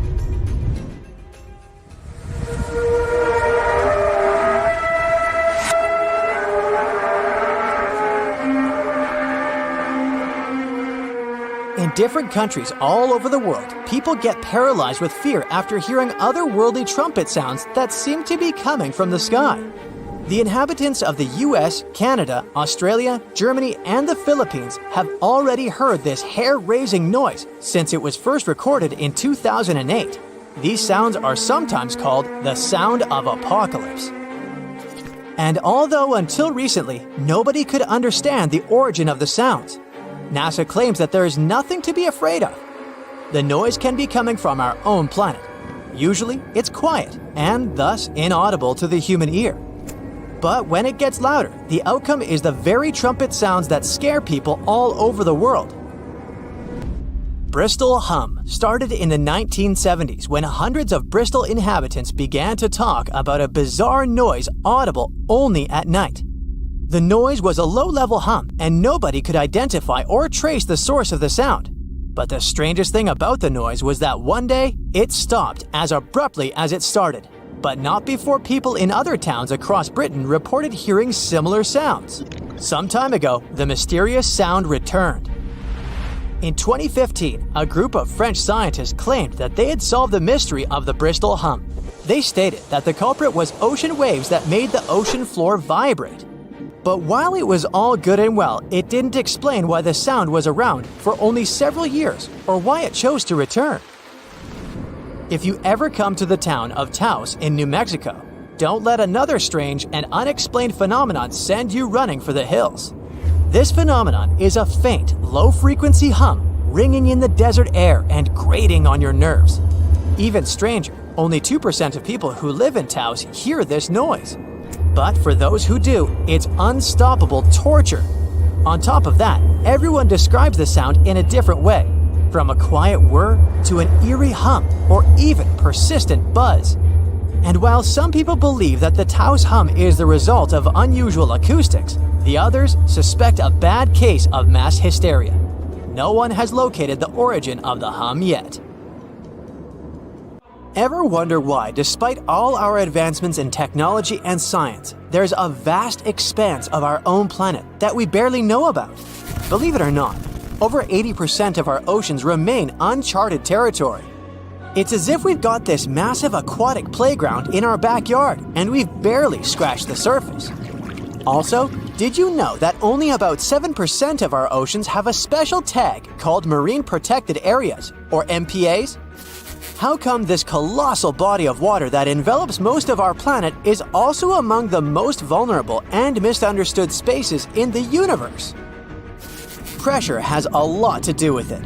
Our deep ocean is a beast of a place with no visibility, freezing temperatures, and pressure that's so intense that in certain areas it would make you feel like you're having the weight of 50 jumbo jets on your body. No wonder we're having an easier time sending people into space than to the bottom of the ocean. The deeper you go into the waters, the more pressure piles up. But let's not forget we have tech on our side, right? Scientists now use these cool satellite technologies that track the color of the ocean to check how much phytoplankton is there, for example. Why is this important, you might ask? Because these little plant-like critters are actually pretty major players in our big blue oceans. In the grand scheme of things in the aquatic world, phytoplankton is like the bedrock of the ocean food chain. It gives life to almost everything, from the tiny zooplankton, which are animal-like microorganisms, to those colossal, magnificent whales. When these technologies first came around, satellites could get clear images of the ocean faster than a ship could take the same number of measurements in 10 years. But it's not all about looking at the ocean from space. Sometimes you gotta dive in there and see it for yourself. Thankfully, we've come a long way in ocean exploration tech, too. We've got things like floats and drifters that ride the ocean currents while collecting data, and a whole fleet of underwater vehicles, some of which are manned, some remote-controlled, and some even autonomous. Remember James Cameron, the guy who made the movie Titanic? He's super into exploring the ocean, and in 2012, he set a record by going down to the Mariana Trench in a vertical torpedo sub. He thinks there's nothing like being in the ocean and experiencing it firsthand. Other companies use a mix of technologies for their ocean explorations. It led them to discover amazing stuff like a deep-sea coral reef near Morocco, the only one still growing in the Mediterranean Sea. They've also discovered new species and documented ones previously thought to live only in the Atlantic. These efforts have convinced local authorities to declare some places as marine parks. As with most scientific areas, the road isn't without its bumps. These expeditions can cost quite a lot, and the lack of detailed maps and data only adds to the challenge. We can't always rely on bathymetric information, meaning the study of the ocean floor, because it's often not available. And that's the tricky part. We need to explore more to know more. But getting the funds for these kinds of projects can be tough when there are so many unknown variables. One particular company's explorations have helped protect nearly 4 million square miles of ocean so far. The data they collect during their expeditions is invaluable. It's used to identify new species, locate vulnerable habitats, and even show where threatened species are being overlooked. Their work helps dismiss excuses from local authorities who claim they lack the necessary information to establish more MPAs. The same company supports a goal known as 30 by 30, aiming to protect 30% of our oceans by 2030. It's a big target, and there's a long road ahead, but ongoing ocean exploration can provide the proof needed to keep more of our oceans safe. We also need to set aside areas for protection and research, even when we don't have all the facts just yet. On that note, some cool scientists have recently stumbled upon a gigantic and mysterious world beneath the Pacific Northwest coast's ocean floor. The best part is, this massive realm of life is pretty much cut off from the rest of the world above, making it like a secret underground club that only the best microbiologists have access to. Picture an active city. Except the city is microscopic cracks in the basalt rocks of our oceanic crust, and its residents are microbes. These tiny creatures aren't like you and me. They don't rely on sunlight or the organic products of land and water ecosystems for sustenance. Instead, they thrive on chemical reactions with rocks and seawater. Scientists call this type of life chemosynthetic. which sounds complicated, but it basically means life sustained by chemical reactions. While this sort of life has been found deep in mines and around seafloor hydrothermal vents, the scale at which these creatures are found under the oceanic crust is unprecedented. It might even be the most extensive ecosystem on Earth. A geomicrobiologist from Denmark was part of the team that made this discovery. He claimed that over 50% of our planet's surface is oceanic crust, which is an average of 4 miles thick. Imagine the size of this chemosynthetic party happening down there. This discovery didn't happen overnight. Since the 90s, scientists have found weird tiny holes in the basalt rocks that make up much of Earth's outer crust. They seem like they might have been made by bacteria, but hey, there was supposed to be no life there. I mean, imagine trying to survive in a place that's hot, deep, dark, dense, and mostly devoid of the organic compounds we need for life. Yet, here they are. In the following years, more pieces of the puzzle fell into place. Scientists found that the oceanic crusts had different conditions at the centers and edges. At the centers, rocks are jam-packed with energy-rich compounds that support these tiny life forms. But by the time they reach the edges, these chemicals are all gone. Fast forward to now, and it's time to put the puzzle together. A microbial ecologist from the University of North Carolina worked on this research and says we now have solid evidence of microbial life in the cracks and crevices of deep ocean basalt. The next question scientists asked was, how far does this life extend? Researchers collected samples of crust from a plate roughly 120 miles off of Washington's coast, drilling deep beneath the ocean's surface. What they found down there was remarkable. The life down there runs on a unique fuel, hydrogen. Yep, in the absence of sunlight, hydrogen provides the energy for all their biological processes. These microbes use hydrogen to transform carbon dioxide into organic matter. This matter and other byproducts, like methane, then fuel other organisms, creating a network of life. Of course, the life down there isn't as complex as the one we know up here. Scientists doubt there will be any multicellular life under the ocean because it's too hot and energy poor. But hey, who knows? This universe under our oceans still has a lot to reveal. This whole thing is significant for many reasons. First, it confirms that life can exist in places without oxygen, which changes our perspective on where we can find life. This makes us wonder if life could exist under similar conditions on other planets, where surface conditions might be too harsh. The implications on Earth are also profound. If a large portion of life exists in the oceanic crust, then our understanding of life on our own planet could be completely changed. This exciting discovery stretches our understanding of life and prompts us to keep exploring the mysterious depths of our oceans, pushing the limits of our understanding. NASA is also in on the whole deep sea exploration project. Why? Shouldn't they be preoccupied with outer space? Because they're hoping to find hints about what the oceans on other planets might look like. NASA specialists are really hopeful that by unearthing underwater secrets, we can solve some of the big questions about space. Plus, they're testing some nifty equipment for future journeys across our solar system. It's one of the most intriguing locations in the world. Covered in darkness and miles underwater, this extreme environment is home to some unusual creatures and phenomena.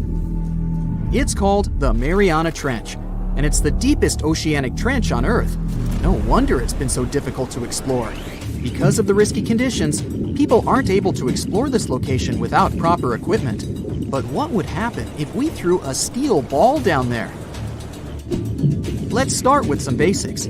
How did they first discover this enormously deep hole in the ocean? HMS Challenger identified it back in 1875. The ship had some pretty fancy sounding equipment for its time, but it wasn't nearly good enough to be able to fully explore the trench. Some decades later, in 1951, another ship, the HMS Challenger 2, came back to the location better equipped. The vessel featured an echo sounder and was able to take accurate measurements of what seemed to be the deepest point on the surface of our planet. If you were to look at it in 2D, you'd see the trench measures 1,500 miles in length and 43 miles in width on average. It also looks sort of like a crescent-shaped scar when you observe it from above. Nothing out of the ordinary so far, right?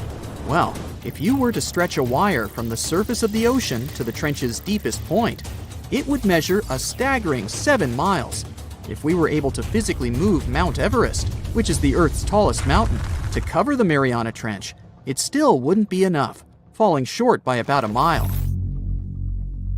Because the Mariana Trench is so deep, it's almost completely covered in darkness, as light can barely get through to such extreme distances underwater. The temperature isn't any friendlier either, just a few degrees above freezing. But the most dangerous feature of them all is the water pressure. Right at the deepest point of the trench, the amount of pressure is about 1,000 times higher than the standard atmospheric pressure. Not a lot of people ever attempted to descend into the Mariana Trench. In fact, the first organized attempt took place more than 60 years ago. It was done by Jacques Piccard and Don Walsh in a submersible. They only spent about 5 hours on their descent and a mere 20 minutes at the bottom. Alas, they weren't able to take any pictures. Until these two scientists were able to descend, specialists believed there was little to no chance that life could exist down there, given the conditions, most notably the extreme pressure. But while at the bottom, the submersible's floodlight caught sight of a creature. It was a very flat one indeed. As you can imagine, resources here are very scarce. What kind of creatures live down here? And how do they survive, given the harsh environment? Surprisingly, there is quite an abundance of wildlife living in the Mariana Trench. Some of these creatures fall back on chemicals to survive, like methane or sulfur, while other kinds of fish nibble at the marine life that's, well, weaker than them on the food chain. The most common creatures found here are xenophyophores, amphipods, and small sea cucumbers. Some of them adapted by hardening up their shell using aluminum harnessed from the seawater. Smaller creatures, like microbes, adapted by feeding on the chemicals emitted when the seawater hits the underwater rocks. They consider the Mariana snailfish the rock star of the area in terms of wildlife. They're small, ranging from 3 to 9 inches, translucent, and lacking any scales. But they're the top beast of prey in the area. It's no wonder some people started to believe that the ancient megalodon might still be living here. What was a megalodon, you might be wondering? It was the largest predator ever known in our planet's history. Basically, the biggest and nastiest shark ever to have lived. Scientists believe it's been extinct for quite some time, and the idea that it might still be hiding in the Mariana Trench doesn't have a lot of supporting information. The megalodon would have needed to learn to navigate in complete darkness. It would either have to be bioluminescent or evolve to have massive eyes. More so, because of its school bus-like size, the megalodon would have needed a lot to eat. Microbes and small snailfish just wouldn't have done the trick. If a steel ball were to be dropped in the trench, what would be its effect on it? Would the ball be strong enough to sustain such pressure? Let's look at the science here. If we assume it's a solid steel ball, the pressure found at the bottom of the trench wouldn't be enough to really affect it and cause permanent damage. It would take it a solid 12 minutes to reach the bottom of the ocean, though. What about the temperature? Well, it turns out that the difference in temperature on the surface and at the bottom of the trench is quite impressive, a difference of about 86 degrees Fahrenheit. So, it would cause the ball to shrink a bit, but yet again, once the ball returns to the surface, it would simply come back to normal. Should the ball get stuck there, there's another interesting question to answer. Would corrosion affect it? Corrosion of steel is highly dependent on the amount of oxygen in the water. The amount of oxygen dissolved in water remains constant at depths greater than 3 miles. I'll spare you the math, but it would take more than 10,000 years for the steel ball to completely rust under the sea. I can't help but wonder, though, what would it take us humans to be able to survive at such extreme depths? Let's look at what was used in the past to explore this mysterious location. A little thing called syntactic foam. Why? Because it's the only material that can both float and resist the amount of pressure found here. Without this sort of protection, our lungs would rapidly collapse here. More so, The pressure from the water would push liquid into our mouths, replacing the much-needed oxygen with water. Then, there would be the much-needed ability to be able to come back to the surface, should anything not go as planned. One of the vessels that went for a deep dive here had 1,000-pound steel weights attached to it, so it would ensure its sinkage. These weights were connected to the ship by a special type of wire that had an increased corroding time of 11 to 13 hours in seawater, just in case something went wrong down there, and they'd have to bounce back faster. Given the harsh conditions here, the problem of oxygen supply is really important too. Any vessel looking to descend into the Mariana Trench again would need to consider some sort of device that can recycle the air in order to reduce the amount of oxygen that needs to be transported down there. And the last, but definitely not the least of all problems, would be electricity. There surely isn't a power socket down there for you to charge your phone. So, there needs to be enough battery life to support all the necessary equipment, communication, oxygen supply, lighting devices, and so on. None of these problems seem to be quite the challenge anymore, since, as of recently, you can buy a tour of the Mariana Trench. 3 lucky individuals were part of such a project back in 2020. They were submerged in a 3.5-inch thick titanium sphere. This ensured that they didn't feel any pressure changes and physiological stresses whatsoever. Each of the guests took part in an individual trip that had an estimated length of about 14 hours. The descent itself took over 4 hours. Once they reached the bottom, they got the chance to witness some of the most extraordinary creatures on the planet. Then it was time to start the 4-hour ascent back to the surface.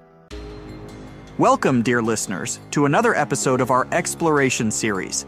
Today, we're diving deep into a world that is closer to us than the moon, yet remains largely unexplored. A world that covers over 70% of our planet's surface, yet we've only scratched the surface of its mysteries. Yes, you guessed it right. We're talking about the vast, the deep, the beautiful, and the mysterious. Our oceans. Despite our technological advancements, we've explored just a mere 5% of these underwater worlds. To put that into perspective, more people have set foot on the moon than have ventured into the deepest part of our oceans, the Mariana Trench. So, buckle up as we embark on this fascinating journey, exploring the depths of our oceans, the creatures that inhabit it, the unique phenomena that occur beneath the waves, and the challenges we face in uncovering these underwater secrets. Stay tuned as we dive deeper than ever before into the mysteries of our blue planet. Let's make pause for a moment and consider the immense pressure and depth that we're dealing with. It's easy to forget when we're standing on the shore, watching the waves gently lap against the sand, that beneath the tranquil surface of the sea lies a world that is as alien to us as the surface of another planet. Imagine, if you will, descending into the ocean. As you go deeper, the light from the sun fades, replaced by an all-encompassing darkness. The weight of the water above you increases, and with it the pressure. This is a world where the pressure isn't just a metaphorical weight on your shoulders, but a literal one. At greater depths, the pressure is so intense that it's harder to send people to the bottom of the ocean than to send them into space. Yes, you heard it right. Space, the final frontier for many, is easier to reach than the depths of our own oceans. In space, as we ascend through the Earth's atmosphere, the pressure drops to 0. But in the ocean, it's a different story. The deeper you go, the greater the pressure, reaching levels 1,000 times greater than on land. It's like having hundreds of elephants standing on your head. It's a world where human beings, as we are, cannot survive. Yet despite these extreme conditions, life thrives. Creatures of the deep have adapted to survive in this high-pressure environment, leading to a biodiversity that is as stunning as it is surprising. But for us, to explore these depths, we need to overcome these challenges. We need to build machines capable of withstanding these pressures, and we need to find ways to protect ourselves from the crushing weight of the water above us. As we delve deeper into our exploration, we encounter a fascinating phenomenon: the shifting of oceans and continents. The Earth as we know it has not always looked the same.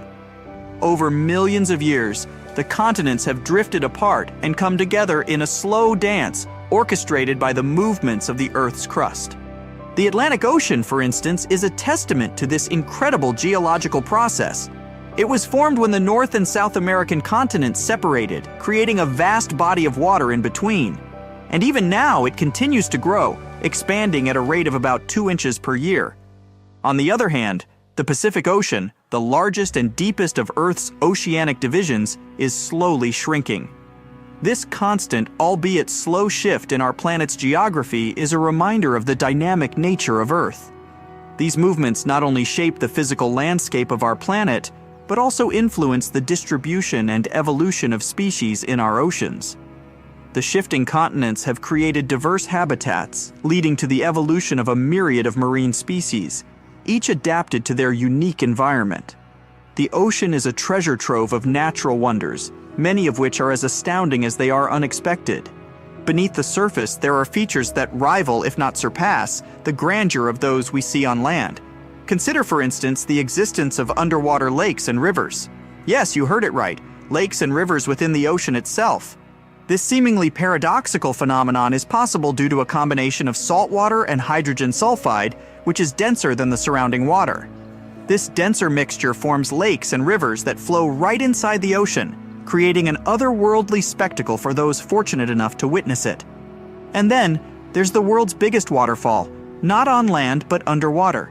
Known as the Denmark Strait Cataract, it's located in the waters between Iceland and Greenland. Standing at an impressive 11,500 feet tall, it dwarfs the likes of Niagara Falls. This underwater waterfall is possible because cold water is denser than hot water, causing it to drop into the much warmer Erminger Sea. But the wonders don't stop there. The longest mountain chain on Earth, the mid-ocean ridge, is also hidden beneath the ocean surface. Stretching almost 40,000 miles long, it's a testament to the Earth's dynamic nature. Yet, despite its size, we've studied only about 1% of this underwater mountain range. We know less about this chain than we know about the surface of Mars or Venus. These features, hidden beneath the waves, remind us of the ocean's complexity and grandeur. They challenge our understanding of the natural world and invite us to explore further, to uncover more of the ocean's secrets. As we journey deeper into the ocean, we encounter the true stars of this underwater world, the marine life. The ocean is teeming with a diversity of life forms that is as breathtaking as it is varied. From the smallest plankton to the largest whale, each creature plays a vital role in the complex web of life that exists beneath the waves. Consider the corals, not just a single organism, but a bustling community of life. These underwater cities provide shelter, food, and breeding grounds for a multitude of marine species. They are the rainforests of the sea, teeming with biodiversity. Then there are the algae, the unsung heroes of our planet. These microscopic organisms produce about half of the world's oxygen through photosynthesis, a process that also absorbs carbon dioxide, helping to mitigate climate change. The ocean is also home to some of the most fascinating creatures on Earth. Take the octopus, for example. This intelligent invertebrate has 3 hearts, 9 brains, and can change both its color and texture in a split second to blend in with its surroundings. Or the Antarctic fish, which have developed natural antifreeze proteins to survive in the icy waters of the Southern Ocean. These proteins prevent ice crystals from forming in their blood, allowing them to thrive in conditions that would be lethal to most other fish. And let's not forget the sharks, the apex predators of the ocean. With their streamlined bodies and highly developed senses, they are perfectly adapted for a life of hunting in the ocean. These are just a few examples of the incredible diversity of marine life in our oceans. Each species, each individual, is a testament to the power of evolution and the adaptability of life. The more we learn about these creatures, the more we realize how much more there is to discover. As we venture further into the depths of the ocean, we encounter creatures that seem to belong more to the realm of science fiction than the natural world. These deep-sea dwellers have adapted to survive in an environment that is among the most inhospitable on Earth. Take, for instance, the goblin shark. With its long, flattened snout and protruding jaws filled with nail-like teeth, it's a creature that seems to have been plucked straight out of a nightmare. Yet, it's perfectly adapted to its deep-sea environment, using its unique jaws to snatch up prey in the dark depths. Then there's the fangtooth, a fish that, true to its name, boasts some of the largest teeth of any fish in the ocean. relative to its body size. Despite its fearsome appearance, the fangtooth is quite small and harmless to humans. The frilled shark, another deep-sea dweller, is often referred to as a living fossil because its primitive features have changed little over millions of years. With its serpentine body and fringed gills, it's a striking reminder of the diversity of life in the deep sea. And let's not forget the Mariana snailfish, a species that calls the deepest part of the Mariana Trench home. Living at a depth of 24,000 feet, it's the deepest living fish ever discovered. In this extreme environment where the pressure is 1,000 times greater than at sea level, the snailfish thrives, demonstrating the incredible adaptability of life. These deep-sea creatures, with their alien-like appearances and incredible adaptations, challenge our understanding of what life can endure. They remind us that even in the harshest conditions, life finds a way to thrive. As we continue our exploration, we encounter a surprising fact about our oceans. They are, quite literally, a gold mine. It's estimated that there are about 20 million tons of gold dispersed throughout the oceans. However, before you start planning your underwater treasure hunt, there's a catch. The gold in the ocean isn't clustered together in easy-to-find nuggets or veins. Instead, it's spread throughout the ocean's waters, at a concentration of about 13 billionths of a gram per liter of seawater. To put that in perspective, you would need to process over 50 million liters of seawater to collect a single gram of gold. That's about 20 Olympic-sized swimming pools for a piece of gold that would barely cover your fingertip. Even on the seafloor, where gold can accumulate in higher concentrations, it's still not an easy task to extract. The gold is embedded in rocks or mixed with other sediments, requiring extensive mining operations to collect. And that's not even considering the technical challenges and environmental impacts of deep-sea mining. So while our oceans are rich in gold, it's not a resource that we'll be able to tap into anytime soon. But it's a fascinating reminder of the wealth of resources that our oceans hold, many of which are yet to be discovered. As we delve deeper into the mysteries of the ocean, let's turn our attention to a peculiar phenomenon that has puzzled scientists for decades, a unique sound known as the bloop. In 1997, researchers detected a loud, ultra-low frequency sound in the Pacific Ocean. The sound was so powerful that it was picked up by sensors nearly 3,000 miles away. The sound was dubbed the bloop, and for many years its source remained a mystery. The sound was unlike anything researchers had heard before. It was too loud to be caused by a ship or a submarine, and it didn't match the sounds made by any known marine animal. This led to wild speculations about its source, with theories ranging from giant sea monsters to underwater alien bases. However, after years of investigation, scientists were able to solve the mystery of the bloop. The sound was not caused by a giant sea creature or an alien base, but by an ice quake, a large iceberg cracking and breaking away from an Antarctic glacier.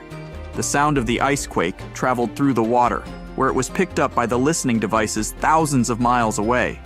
The story of the bloop is a reminder of the many mysteries that still exist in our oceans. Even with all our technology and knowledge, there are still things in the ocean that can surprise and puzzle us. As we journey further into the depths of the ocean, we arrive at a place that is as remote as it is fascinating. Point Nemo. Named after Captain Nemo, a character from Jules Verne's 20,000 Leagues Under the Sea, Point Nemo is the oceanic pole of inaccessibility. In simpler terms, it's the point in the ocean that is farthest from land. Located in the South Pacific Ocean, Point Nemo is about 1,450 nautical miles from any land.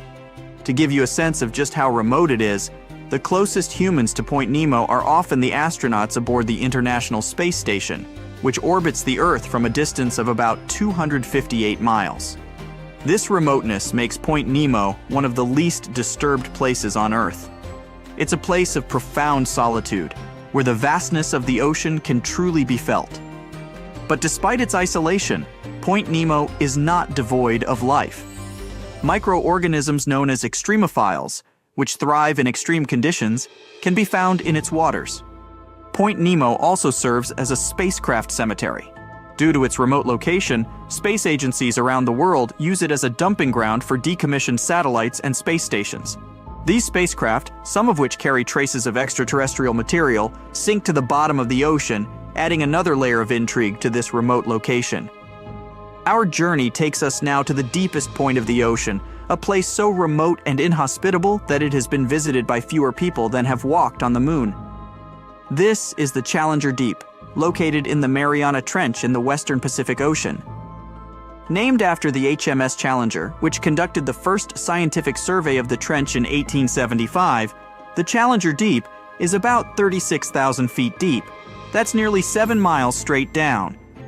To put that into perspective, if you were to place Mount Everest at the bottom of the Challenger Deep, its peak would still be over a mile underwater.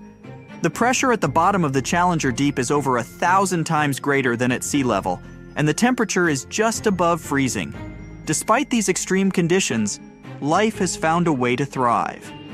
Scientists have discovered a variety of organisms that call the Challenger Deep home, including single-celled amoebas known as foraminifera, and a species of snailfish that is currently the deepest living fish ever discovered. Exploring the Challenger Deep is a formidable challenge. The immense pressure, low temperatures, and lack of light make it a difficult and dangerous environment to navigate. Yet these challenges have not deterred us from exploring this final frontier on Earth.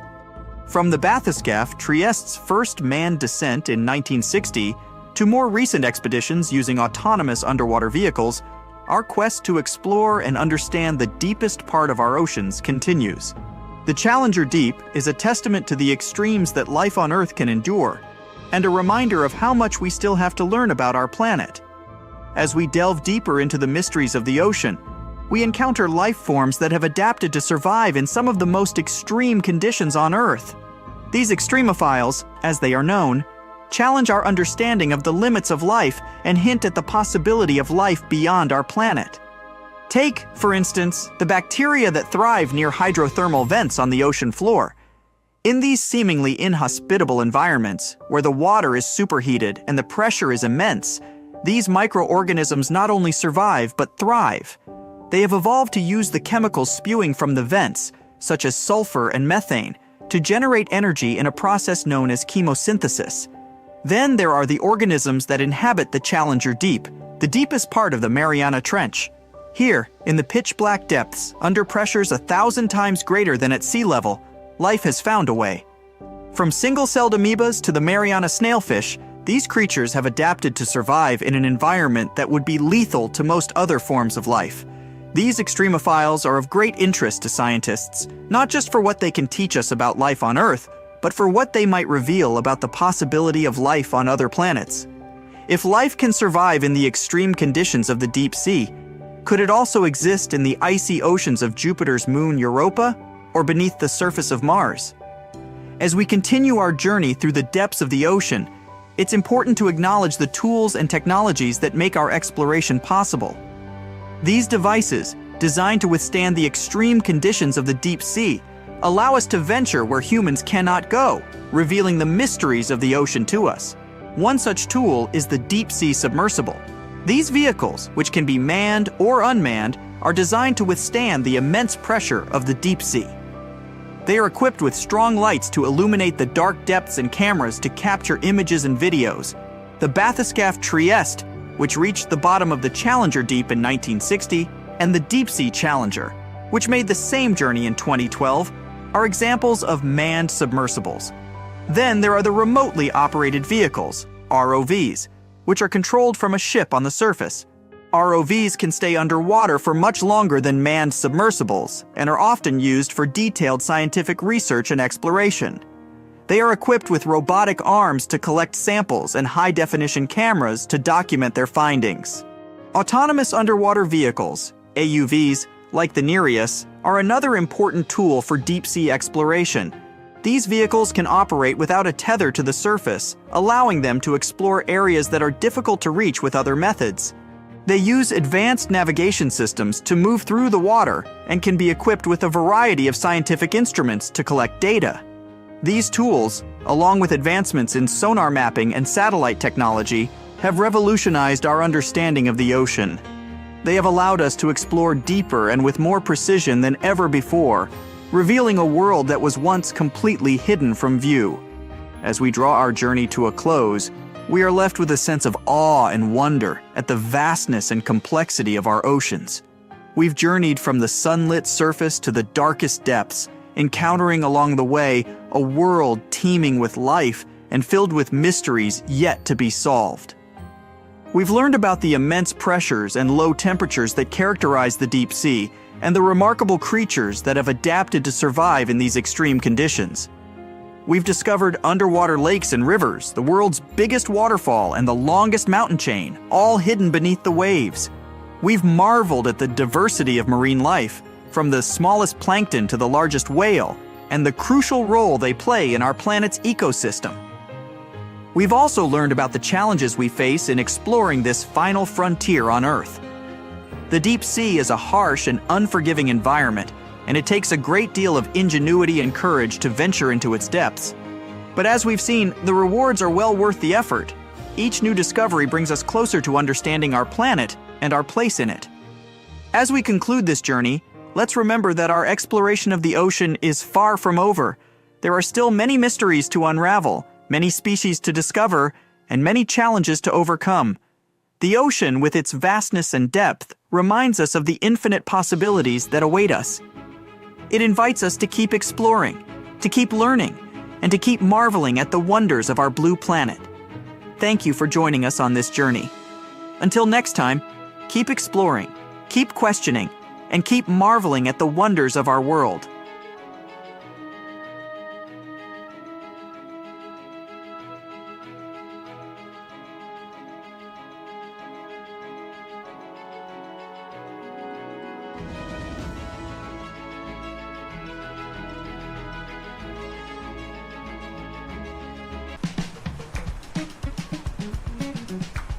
Can you swim? Good.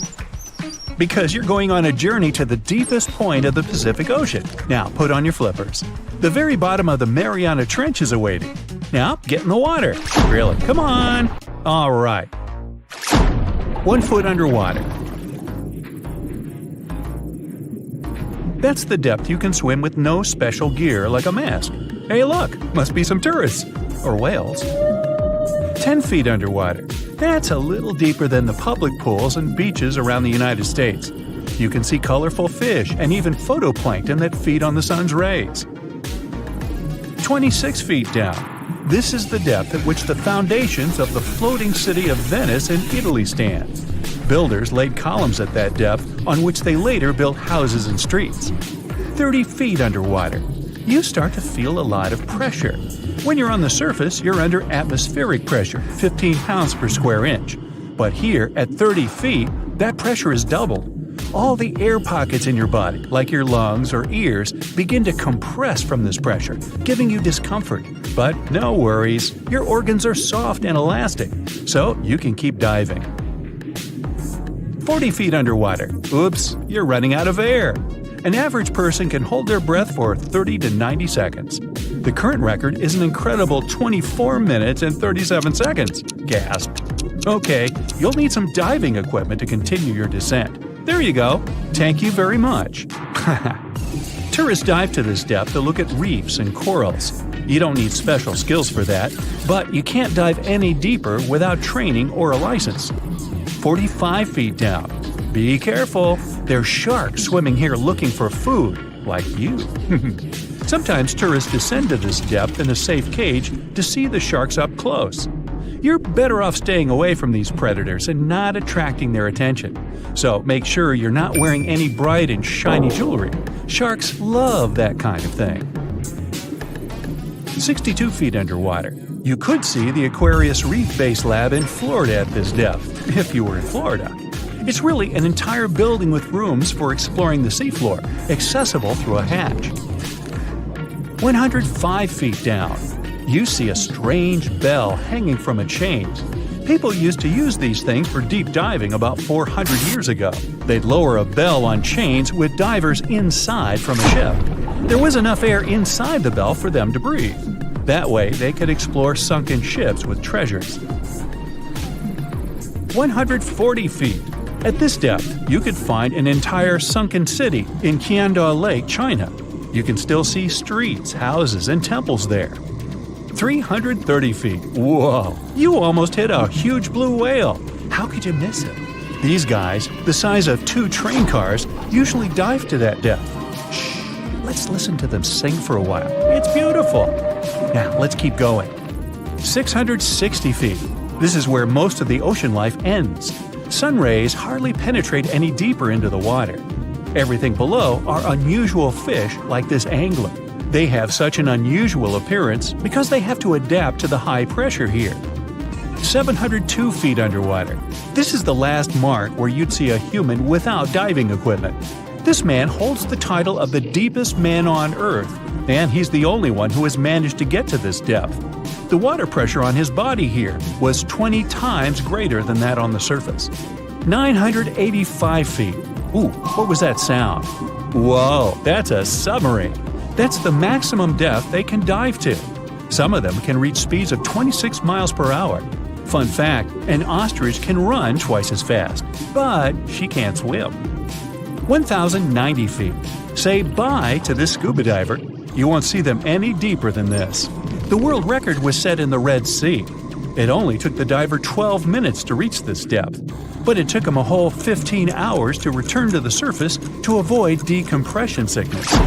So now you get an atmospheric deep diving suit.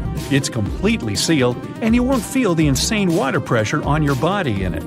1,454 feet. If you stuck the Empire State Building in the water, its tip would be here, and all the carpet inside of it would be wet. 2,300 feet down. The water pressure here is 70 times greater than on the surface. The flexible plastic parts of your suit can't withstand that kind of pressure. So here's some urgent delivery. It's an ultra-deep submersible. Now you can continue your dive all the way down. 2,717 feet. Here you'd see the tip of the tallest building on Earth, the Burj Khalifa. Alright, who's sinking all the tall buildings around here? 5,387 feet. This is the depth of one of the oldest and deepest lakes in the world, Lake Baikal. Its area is slightly larger than the entire country of Belgium. 8,040 feet. That's the record depth the Perdido oil platform reaches in the Gulf of Mexico. And its above-water part with 3 decks is almost as high as the Eiffel Tower. 11,962 feet. This is the average depth of the Atlantic Ocean. You can see a huge tube as wide as a giraffe's neck, and it just seems to be endless. True, this cable connected Europe and North America and used to serve for telegraph communications. 12,303 feet underwater. Suddenly, in the darkness, you see the outline of a ship. No way! That's the Titanic itself. The intense water pressure would crush a person at this depth, so you can only dive down to the Titanic in a submarine. 13,123 feet. Whoa! Here would be the end of the deepest mine in the world, Imponen Gold Mine in Africa. But you still have deeper places to go. Let's speed up. 20,000 feet. Here you can see the deepest debris of an old ship. The USS Johnson sank more than 70 years ago. You can still clearly see the number 557 on its bow. 26,200 feet. Here, in this total darkness, you'll find the deepest fish in the world, the Mariana snailfish. They're as long as a domestic kitten and have almost transparent skin. Their eyes are poorly developed for vision because the sunlight never reaches this deep. 29,030 feet. If you take Mount Everest, flip it over, and stick it into the Marianas Trench, this is exactly where you'd see its tip. Even though this is the highest point on our planet, you'd still have a lot deeper to go. 35,755 feet down. Here, in the Challenger Deep, you'd still see life. You'd need a microscope for that, though. Bacteria living here feed on organic molecules, similar to oil. A little deeper? Congrats! You've touched the bottom. It's 36,070 feet deep. The pressure here is 1,071 times higher than on the surface. But you're not the first person to have been here. One of the last expeditions to the bottom of the Mariana Trench was in 2012. An American filmmaker descended here in a submarine he designed himself. But the pressure broke some of the engines, so it was hard for him to maneuver here. The sonar was also damaged, and some of the batteries drained. He was in the Challenger Deep for about 3 hours and took many pictures and videos. If you look closely at the bottom itself, you can see bubbles. It's carbon dioxide and liquid sulfur. It's freezing here because of the extreme pressure and temperature close to freezing. But there's still life here in these harsh conditions. The 3 microorganisms are most common here: xenophyophores, amphipods, and small sea cucumbers. There's so few of them because they don't have enough food down here. Usually, there's a lot of palm leaves on the ocean floor, which get there from the land. But the Mariana Trench is 124 miles from the nearest islands. So the only food here is old plankton and fish scales from the ocean's upper layers. But it needs to travel tens of thousands of feet to become food for the bottom dwellers. But can you go even lower into the crust of the Earth? Well then, you'll need to unleash your giant drill and fire up the jet engines. You're pushing another 36 miles through the Earth's crust, and here is its edge. You've entered the upper mantle. It's an ocean of hot lava, 1,800 miles deep. You have to literally swim through this, reaching the outer core, another 1,400 miles deep. Then you reach the inner core, another 755 miles, and congrats! You're at the very center of the Earth. I hate to ask, but how do we get out of here? Wanna high-five a sea creature? Well, put your hand up for the Tasmanian red handfish.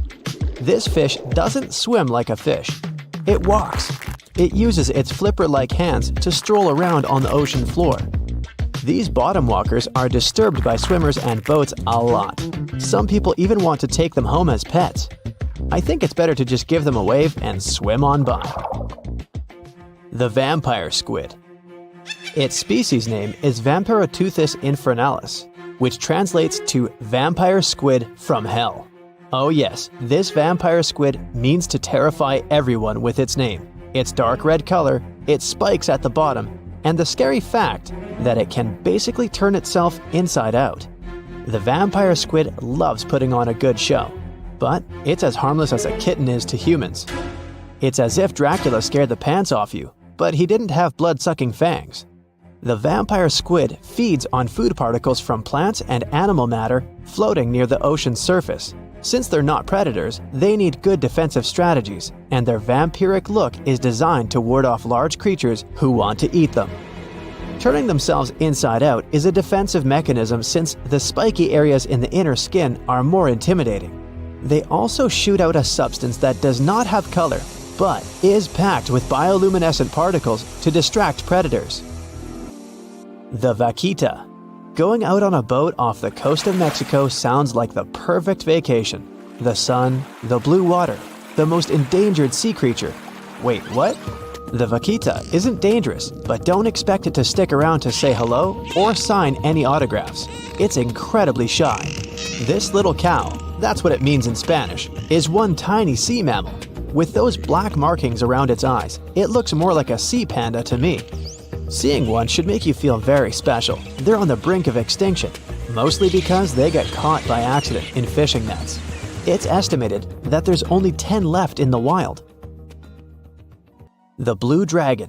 This little creature looks like something out of a kid's fantasy movie. It's called the blue glaucus, casually referred to as the blue dragon or blue angel. It can be found in many places, the Atlantic, Pacific, and Indian Oceans. It's kind of a mollusk and it only grows to be about an inch long. What you think is the back is actually the mollusk's bright underbelly. It regularly floats on its back so that its blue colors help it camouflage with the water's waves. The blue dragon isn't just pretty, it's also smart. It usually feasts on Portuguese man-o'-wars, also known as Physalia physalis. The blue dragon stores their stinging cells for later use, in essence, stealing their defensive mechanisms. When the blue dragon is threatened, it releases those stinging cells it stored, directing them at an enemy to sting them with more power than the Portuguese man-o'-war would have been capable of. As they can store a huge amount of stinging cells, they can be a threat to humans. So, if you find one, don't pick it up. It's best to admire it from a distance. The barrel-eye fish. If you ever wanted to have Superman's X-ray vision, looking at the barrel-eye fish will make you feel like you gained that superpower at some point in your life without even realizing it. The barrel eye has a transparent head, so you can see how their eyes and brain look inside. This magnificent creature lives in the deep sea. This is the lowest level of the ocean, where strange creatures roam in near freezing temperatures and constant darkness. They're exposed to water's pressure that's almost 1,000 times that of the surface. If the idea of the deep sea sends a shiver down your spine, stay tuned to learn about another of its creatures later on. The barrel eye fish can be found in the Atlantic, Pacific, and Indian Oceans.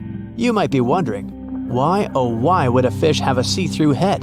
And that would be a fair question. Since the species was discovered in 1939, it was believed that the fish's eyes were set to see straight ahead and couldn't move, so it was assumed that they had tunnel vision. Scientists Bruce Robinson and Kim Reisenbichler from the Monterey Bay Aquarium Research Institute recently discovered that the fish can move its eyes vertically to see through the top of its translucent head, thus noticing if there are predators or prey nearby.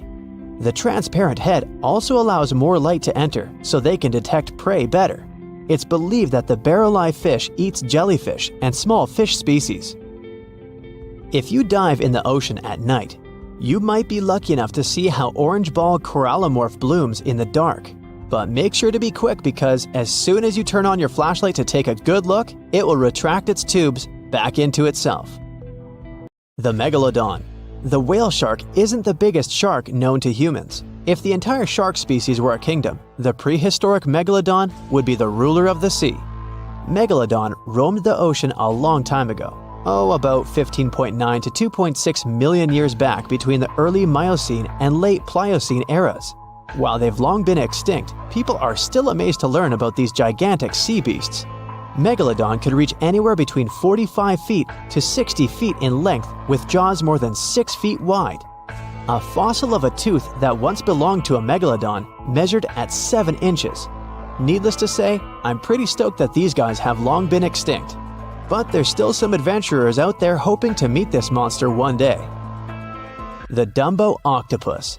This adorable creature, or creepy creature, or however you want to see it, is officially called Grimpoteuthis. More casually, it's referred to as the Dumbo octopus, named after the Disney character.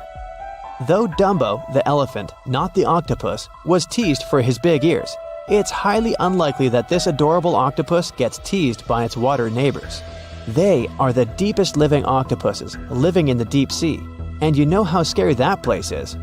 They're only about 8 inches tall and spend their days hovering just above the seafloor, eating snails, worms, and other food they find in the current or near ocean vents. There are nearly 17 species of Dumbo octopus, and they all have differences in height, color, and body parts. If you can't get enough strange animals, you'll be glad to learn that the deep sea has barely been explored by humans. So keep an eye out. There are bound to be more fascinating animals discovered in the deep in the future. The sea angel. These creatures might look and sound pretty cute, but their diet is far from sunshine and lollipops. Their favorite food are sea butterflies. They lay mucus traps for them and wait in ambush. The squat anemone shrimp. This shrimp is tiny, only 0.5 inches. It's also known as a dancer shrimp because of its peculiar behavior. When agitated, it raises its bottom above its head and does a little dance. Divers also say it readily jumps on their hands and cleans them. The coconut crab. This guy may look pretty creepy, especially when the sun goes down. Mature coconut crabs are around 3 feet in length. Their preferred foods are coconuts, but they can also hunt down lizards and even large birds. The slender snipe eel. Slender snipe eel is a slim and long creature that's still a mystery for marine scientists. It's 4 feet long, and it has at least 750 bones in its spine, which is much more than any other animal in the world. The sea pen. Sea pen is 7 feet long, and it has a lot of varieties, but most of them look indeed like a pen or a quill. The similarity is even more striking when the animal has a water-filled bulb that anchors it to the floor. The Persian carpet flatworm. This creature looks indeed like a carpet, despite being very small by comparison. It's only 4 inches long, able to become both male and female. It doesn't really mate with other flatworms. Rather, it fights them for the right to bear posterity. The flamingo-tongued sea snails. Tourists love these extraordinary snails for their pretty colors, thinking it's a shell, but in fact, the shell is quite dull and hidden underneath colorful soft tissues. They eat softer, toxic parts of corals and store their toxins to protect themselves.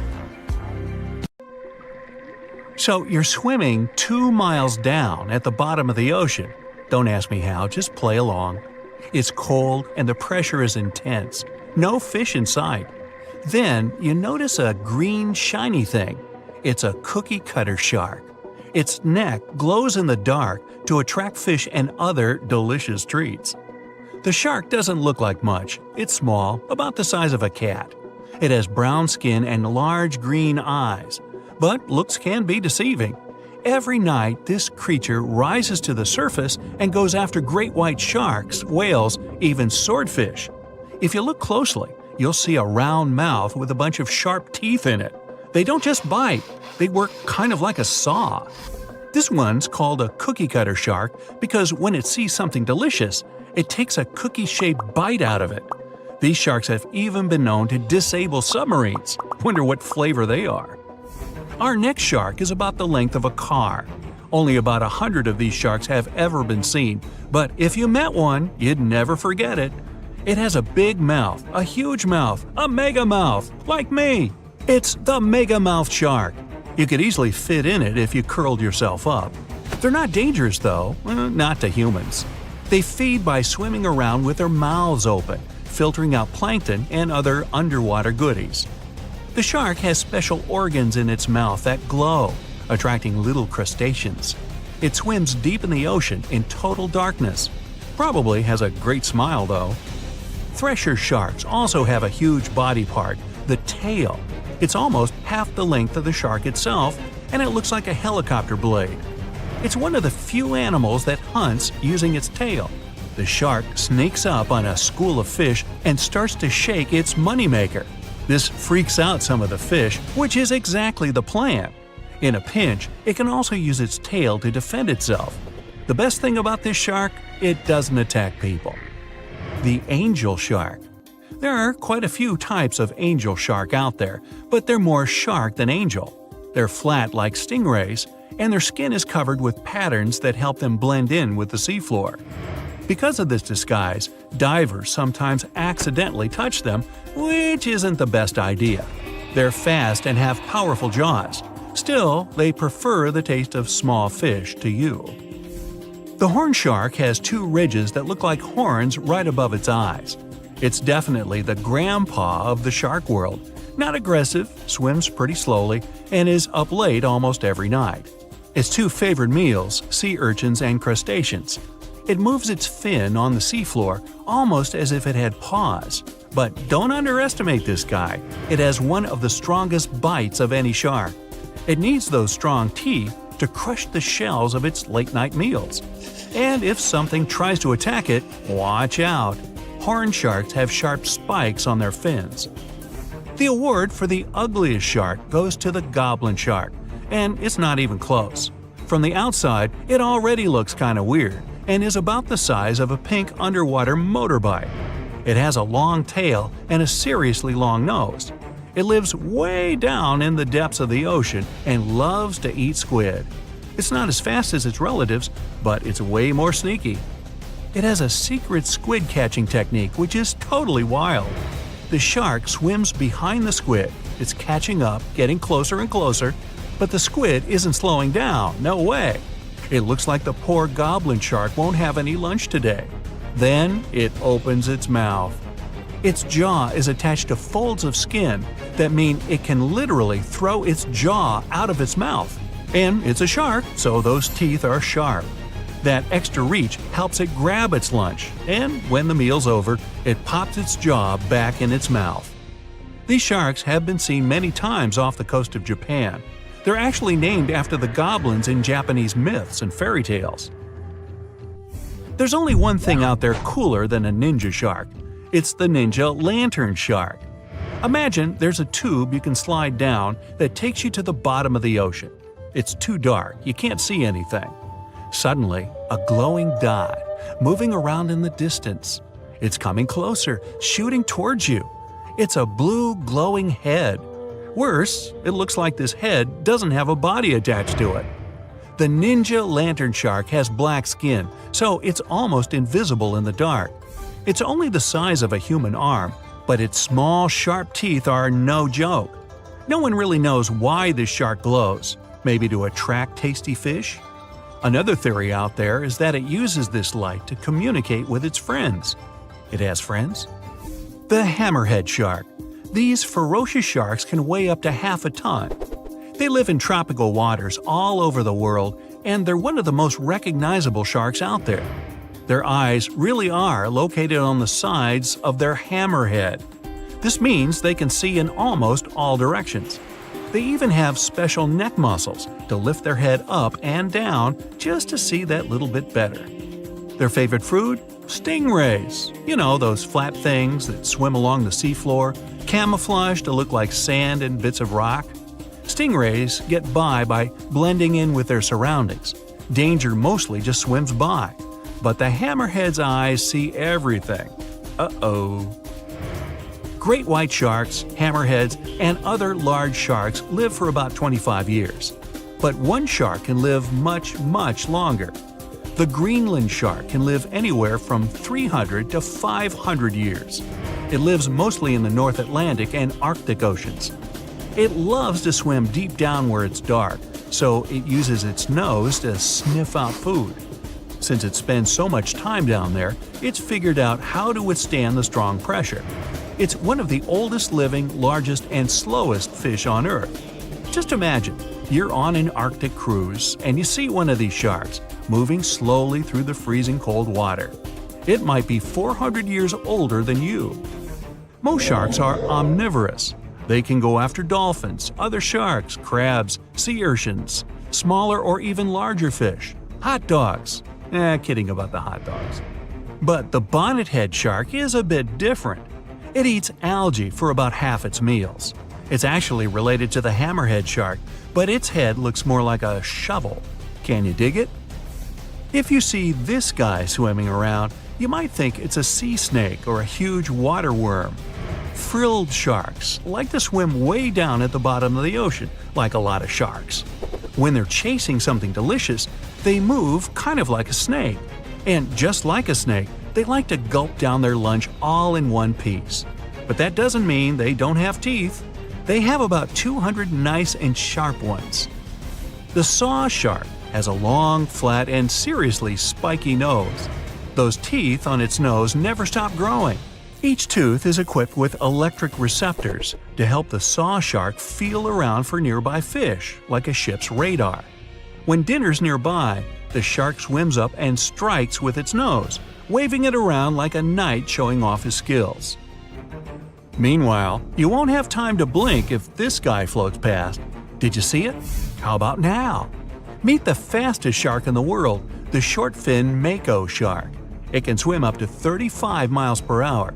That doesn't seem that quick on land, but underwater, that's fast. Slower than a cheetah, but faster than most dogs. It's warm-blooded, which is super rare for a shark. That helps it swim to cold and distant places where an ordinary shark simply wouldn't survive. The swordfish goes much faster. It can swim up to 60 miles per hour. It's not a shark, but it's still an amazing creature. In a race, the swordfish will usually come out on top, but it's not just fast, it's ingeniously fast. It has a gland next to its nose that pumps out a special oil. This oil spreads through its nose and comes out through tiny holes. This special oil is waterproof, which lets the swordfish glide through the water at high speed. Hello, Brightsiders!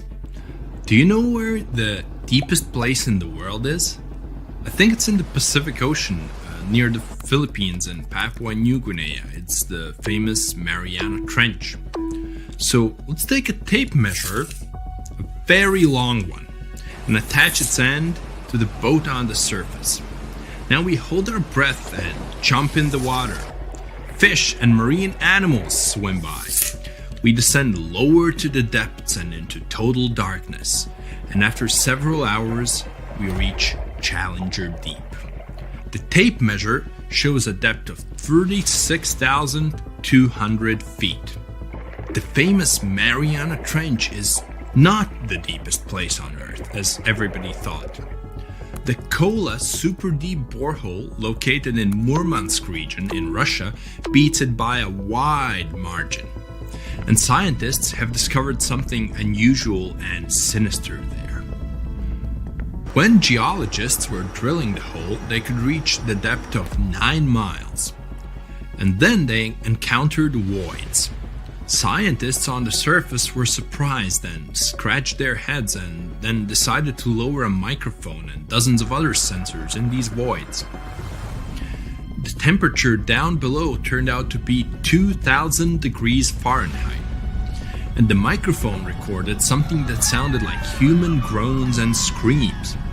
Many people thought the scientists had been able to drill into the underworld. The shocked people up above had already begun to panic, but suddenly an unknown creature jumped out of the drill pipe. It looked like a black goat that walked on its hind legs. Its body was shrouded in black flames. The creature got out of those deep hollows and ran off into an unknown direction. Okay, wait. These are just myths that one newspaper published on the 1st of April. It's International Joke Day, by the way, but many people believed it. It made many believe the scientists working at the borehole had opened a portal to the nether, and that now horrible, outworldly creatures were free from their imprisonment. But like with any myth, there's some truth to it. The deeper the scientists drilled, the higher the temperature got. At 3 miles deep, it was 160 degrees. At 4.5 miles, it was 250. And at the maximum depth of 7.5 miles, the sensors recorded a temperature of 413 degrees. One day, scientists heard a loud explosion underground. They stopped working and everyone tried to find out what caused such a loud pop.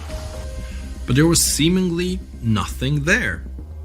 After a while, they continued drilling deeper, and at the same depth, no accidents happened.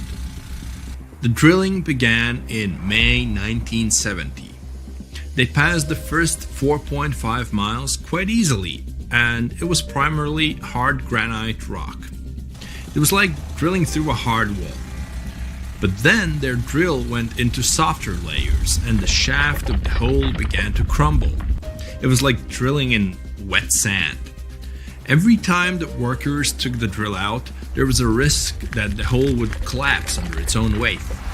As that eventually happened, the scientists picked a new direction to drill, and you know what's interesting? In the end, the map of the entire well looked not like a straight beam from top to bottom, but like a tree trunk which had diverged into many different routes. 9 years later, scientists reached the depth of 31,400 feet and broke the world record for the deepest borehole. By 1983, they made it another 8,000 feet deeper.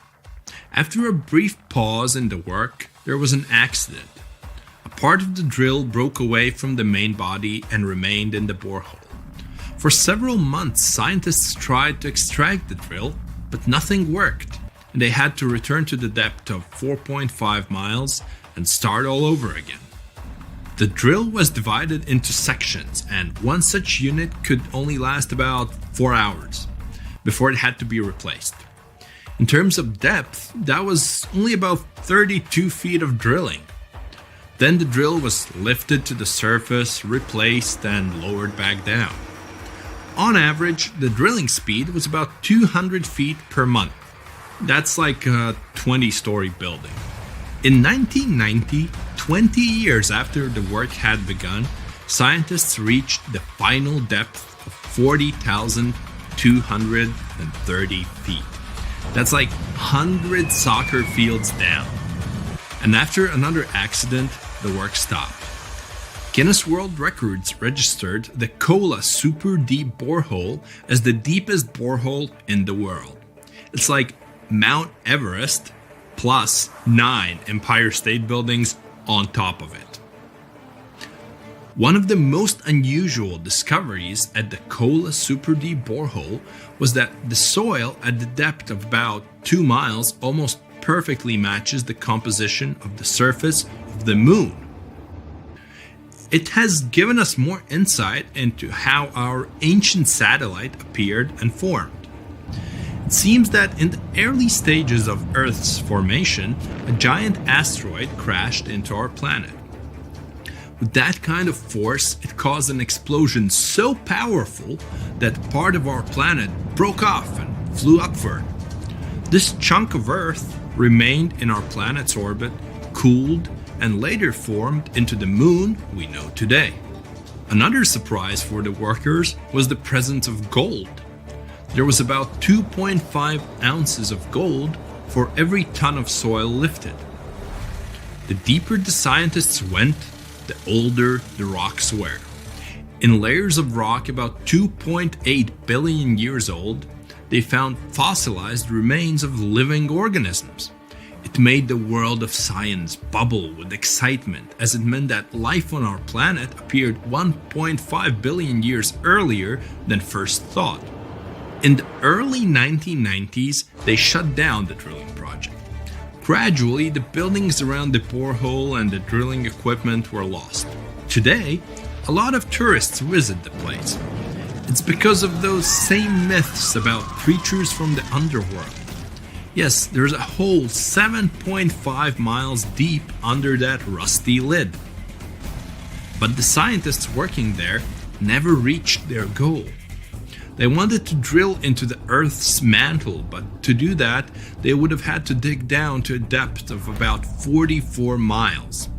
At 200 feet per month, it would have taken as long as 80 years. That's assuming no accidents happened. But the deeper it goes, the more interesting it gets. A few years ago, they found a massive amount of water deep underground. Somewhere up to 370 miles down, there's a substantial ocean billions of years old, and the amount of water there is several times greater than in all the oceans, seas, and rivers combined on the surface of Earth. The water there is at a scorching 2,800 degrees Fahrenheit. But because it's under a tremendous pressure, it doesn't evaporate. It's encased in a crystalline structure of minerals. This ocean was formed in the early stages of our planet's development, when there was only hot lava and debris of space bodies around. But the most exciting thing you can find by drilling is living organisms. They've been there in isolation for billions of years, and they can give us clues as to how life came into being in the first place. Scientists in Antarctica have created a similar borehole. An entire lake half the size of Lake Ontario was discovered under the thick ice. The amount of water in this lake is only 3.5 times less than in the Lake Baikal, the largest lake on Earth by volume. The ice that hides this lake is at least 20,000 years old, and the water beneath it has been isolated from the outside world for about 15 million years. While drilling, scientists lifted a chunk of ice from deep down below and found an unknown bacterium on it. Its genetic code was only 86% similar to known living organisms. That means that we've never seen bacteria like this before, or it had come from outer space. But that's just a theory. We know that these bacteria can live in unusual conditions and at water temperatures below freezing. The composition of underground lake water is also different from what we're used to. There's a lot more oxygen and carbon dioxide in it. Add to these conditions complete isolation, and we get living organisms that have developed and evolved in a completely different way. Do you understand what it means? The study of deep organisms may give us a clue as to whether life could exist beneath the ice on other planets or their moons. For example, Saturn's moon, Enceladus, has ice 24 miles thick. there may be an ocean underneath, which is heated by thermal springs. That's all for today. And guys, remember, let's become smarter every day together with Brightside. How heavy is the largest living snake? How can a snake eat a whale? Get ready, I'm about to answer these questions.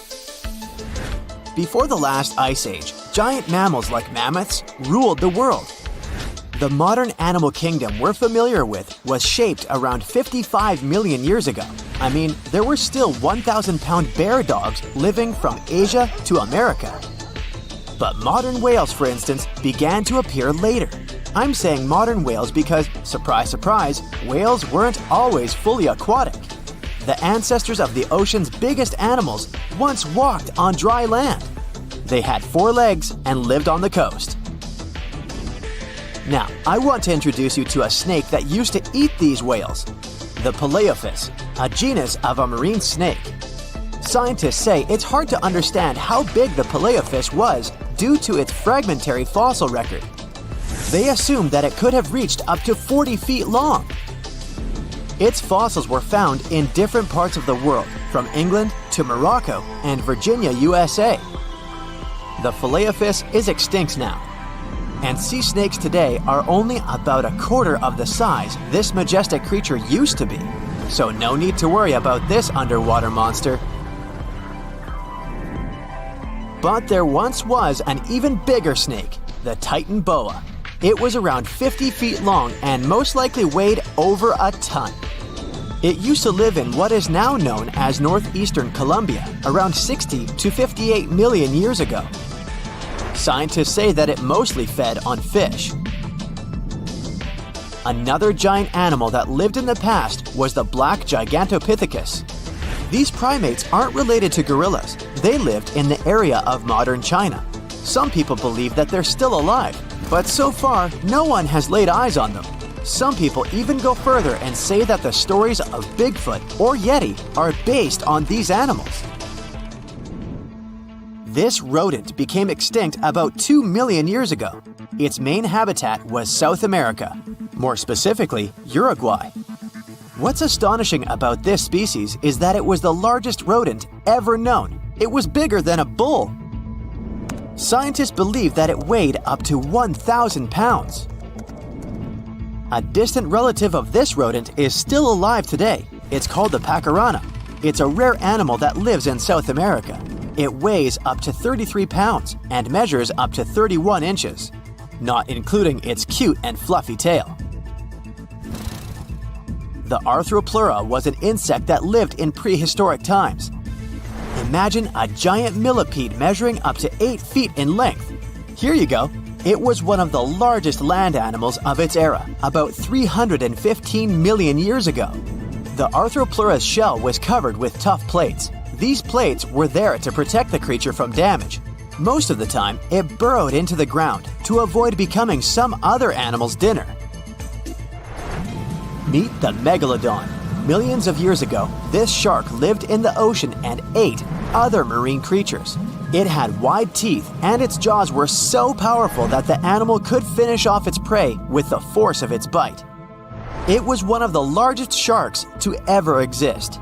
Yet, this predator also went extinct. Scientists don't really know the reason. This made me wonder why animals were so big in the past. Nowadays, smaller creatures flee or hide from predators. But apparently, it wasn't like this before. Many centuries ago, animals didn't just run or hide, they fought back. Research suggests that this behavior may have been the most important motivation for prey to grow bigger.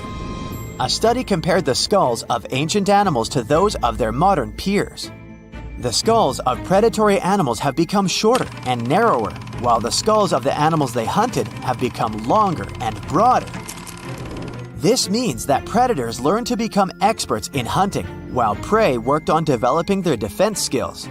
You see, a larger body size was a great advantage because it made it harder for predators to take down the animals they hunted. The bottom line, self-defense made prehistoric animals larger. The second reason why ancient animals were larger is related to their bones. They had hollow bones, which are lighter than solid bones. This type of bone allowed large animals to move quickly. Let's take sauropods. They were a dinosaur subgroup. Sauropods had giraffe-like long necks and snake-like long tails. Compared to their body size, their head was really tiny. But since their bones were quite light, they could move around without having to carry additional weight. The eating habits of these animals were also related to their body size. When experts examined the fossils of one extinct mammal species, they found out that these animals had a diet that was high in nutrients and low in fiber. And this mammal was the largest land animal of its period. In other words, following this diet, mammals could grow to be very large. There was plenty of food out there, so they didn't have to worry about finding it. Fun fact, these animals also took chewing out of the picture. They could swallow their food in large pieces instead of taking small bites. Environmental conditions also played an important role in the evolution of larger animals in prehistoric times. Those animals tended to live in warm, moist climates that provided them with a lot of food. They didn't have to compete for food sources. Researchers believe that because of these conditions, natural selection worked in a certain way. I mean, body size was more important than such traits as agility and speed.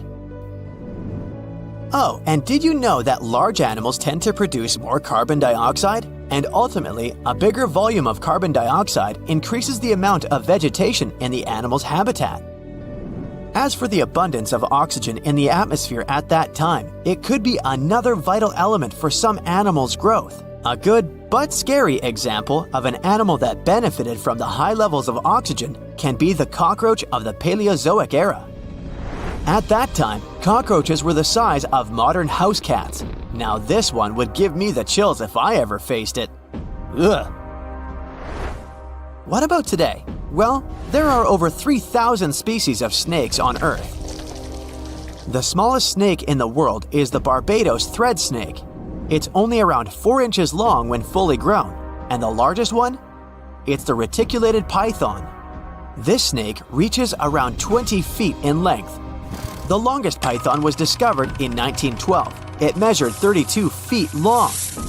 As for the largest and heaviest reticulated python, it was named Medusa. Medusa was approximately 25 feet long and weighed 350 pounds. These reptiles lived in Southeast Asia in rainforests, woodlands, and grasslands. Don't be confused though, the reticulated python isn't the heaviest snake in the world. This title belongs to the green anaconda. It weighs approximately 500 pounds. Green anacondas are found in South America and Trinidad in damp, humid areas. I have a bonus for you. Here is a flying snake. You can find these snakes in Southeast Asia. They don't fly like birds, of course, but they do use the power of flight. They can go as high as 300 feet. They leap from tree branches into the air. Once they take off, it's all about aerodynamics.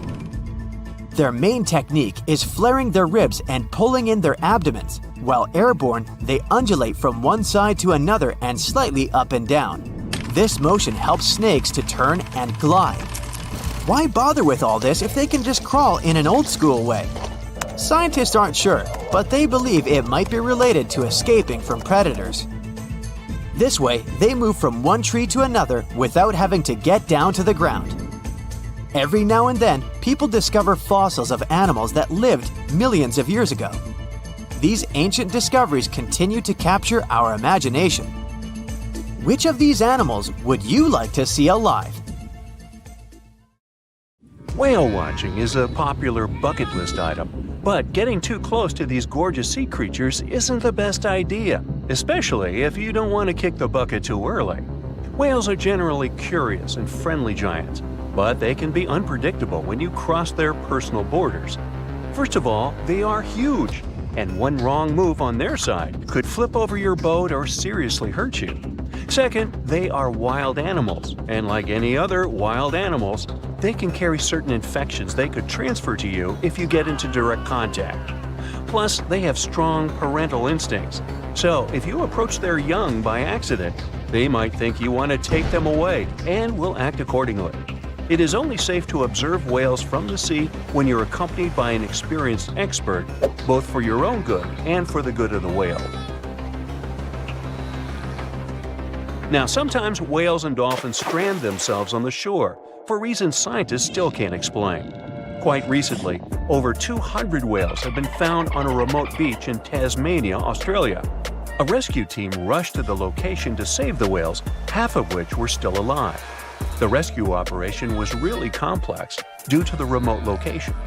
The locals were trying to help the whales, covering them with blankets and pouring buckets of water on them to keep them alive. This mutual effort of regular people and professional rescuers helped save around 100 whales. As to why this happened, one theory says the stranded whales might have had a leader who had some problems with orientation and took the whole pod to the wrong place. The Australian box jellyfish looks just like any other jellyfish you've probably met in the sea. But don't let these creatures deceive you. They're considered the most venomous marine animals. Box jellyfish got its name because it does look a lot like a box. Unlike other kinds of jellyfish that float with the current rather than swim, this creature can reach a decent speed and choose its own direction. And here comes the scariest part. It has tentacles covered with tiny darts loaded with poison. People and animals that get unlucky enough to have a rendezvous with those tentacles face some pretty scary and sometimes even fatal consequences in just a matter of minutes. Before you decide to cancel your vacation by the ocean, you should know that only a few out of the 50 species of box jellyfish have venom that is lethal to humans. Ooh. There are some not-so-dangerous species living in warm coastal waters worldwide, and the lethal ones reside in the Indo-Pacific region and northern Australia. G'day, mate. A blue-ringed octopus likes to pretend its only outstanding feature is the psychedelic color, but it can quickly and easily take away your life. This cute-looking sea monster likes to spend its time in the soft, sandy bottom or shallow tide pools and coral reefs. It normally hides in underwater crevices among shells or debris. If you somehow manage to find and disturb it there, the octopus will show you its signature blue rings as a warning signal. And if you don't get the hint, it will introduce you to its other signature feature, a venom 1,000 times more powerful than cyanide. One octopus has enough of it to do away with 26 people within minutes. This venom is more toxic than that of land mammals. The octopus normally uses it to hunt crabs, shrimp, and small fish by pecking them with its beak and paralyzing them. The same can happen to a human victim. You'll unlikely even feel the bite until it's too late. The good news is that there have been no known cases of such incidents since the 1960s. If you don't disturb the blue ring octopus, it will never attack you first. If you enjoy picking shells on the beach, make sure the ones you collect don't belong to a cone snail. It's nothing like its relatives living on land and eating fresh leaves and bark. There are over 500 species of this venomous sea creature, and a few that can really hurt you. These little snails are extremely vicious, just like Jimmy from 3rd grade. They inject their venom through a harpoon-like tooth. The consequences of this injection can be quite terrible for you. Now, are you afraid of snakes? Well, I have some bad news for you. You can't escape them even in the water. Certain kinds of these creatures have adapted to live both on land and in the sea, especially in the warm waters of the Indian and Pacific Oceans. All the species we know so far are venomous, and sometimes an encounter with them can be super dangerous. The good news is that they only bite if you disturb them. So the safest way to go is in the opposite direction of these slithery sea creatures. Not only venomous sea creatures present a danger to you while you're in the water. Strong earthquakes sometimes cause the formation of massive ocean waves. If they head ashore, they hardly leave anything intact in their way. You know this dangerous sea phenomenon as a tsunami. There is also another type of this natural disaster called a meteotsunami. They're caused by rapid storm systems and pressure changes above the open water. A powerful storm can generate a whole wall of water. Sometimes this wall grows several feet high while it moves through a shallow continental shelf, inlets, or bays. If it gets strong enough, it can damage houses close to the water. It's really tricky to forecast or detect a meteotsunami because it's nearly impossible to tell from a seismic one. It happens much more often than regular tsunamis, especially in the Great Lakes area. Now, the ocean can be dangerous to you, even if you're staying in what seems like safety on the shore. One such unpleasant surprise could be a sneaker wave moving your way. As you can guess from its name, waves like this sneak out on unsuspecting beachgoers. They look average, but turn out to be way bigger and more dangerous than you could imagine. Sneaker waves always appear without warning after smaller waves carry huge amounts of water, sand, and gravel. They're so powerful, they can carry swimmers further away into the ocean. They can swipe you off your feet and into the water when you're casually strolling on a jetty or the beach or on an outcropping nearby. Oregon State University researchers found that sneaker waves form in offshore storms that carry wind energy to the ocean surface. With all that energy, several waves unite and overlap into one beast that stands higher and goes further ashore than a regular wave. Another thing that makes them more dangerous is that they're hard to predict. The logic of regular wave formation doesn't work with them. Square waves, looking like a giant chessboard over the ocean, are the reason many people visit the Isle of Ré off the western coast of France. If you visit it, you'll notice plenty of signs warning you to stay away from the water once you notice the unusual pattern. The safest way to observe it is from high up places like nearby lighthouses. If you decide to stay in the water, the strong currents coming from two directions can literally sweep you off your feet. Generally, waves can travel many miles over the surface of the water, depending on local winds and weather. And even on days when the weather seems somewhat calm, storms located elsewhere can send in crashing waves that affect the surrounding calm waters. When waves travel onto the shores of distant lands, they're called swells. This is different from a wave that occurs from the local wind. When two different swells coming from opposite directions meet, it's known as a cross sea. This is what generates these square waves that you see near the Isle of Ré. The cross-sea phenomenon can appear in different locations around the world. The Isle of Ré is one of them, thanks to specific wind and weather patterns that create the perfect storm, which makes this cross-sea so beautiful and well recognizable. Well, wasn't that swell? Swell? Never mind. The sky suddenly turns orange. All you can see as you look up are millions of butterflies.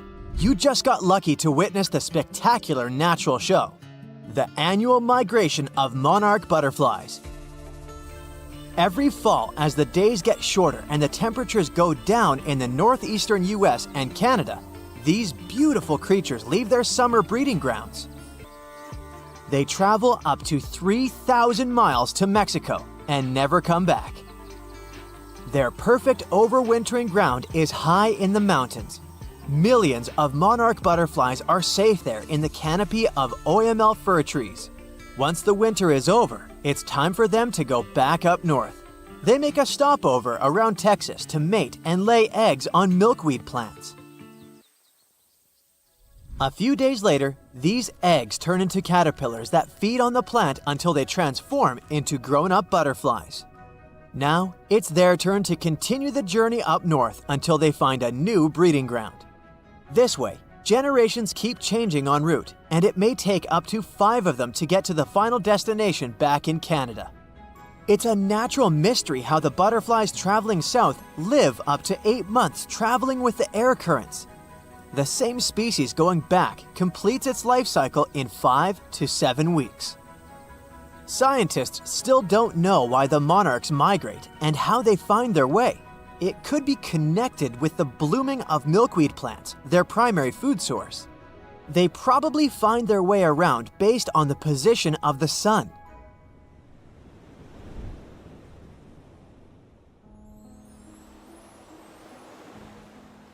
Humpback whales are real champions when it comes to migration and size among mammals.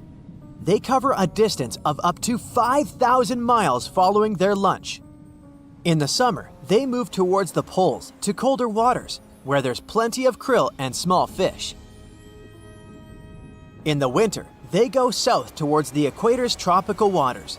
They also travel to mate. They have specific locations where they gather to do it. During the winter breeding season, you can hear male humpback whales sing, most likely to attract females or mark their territory.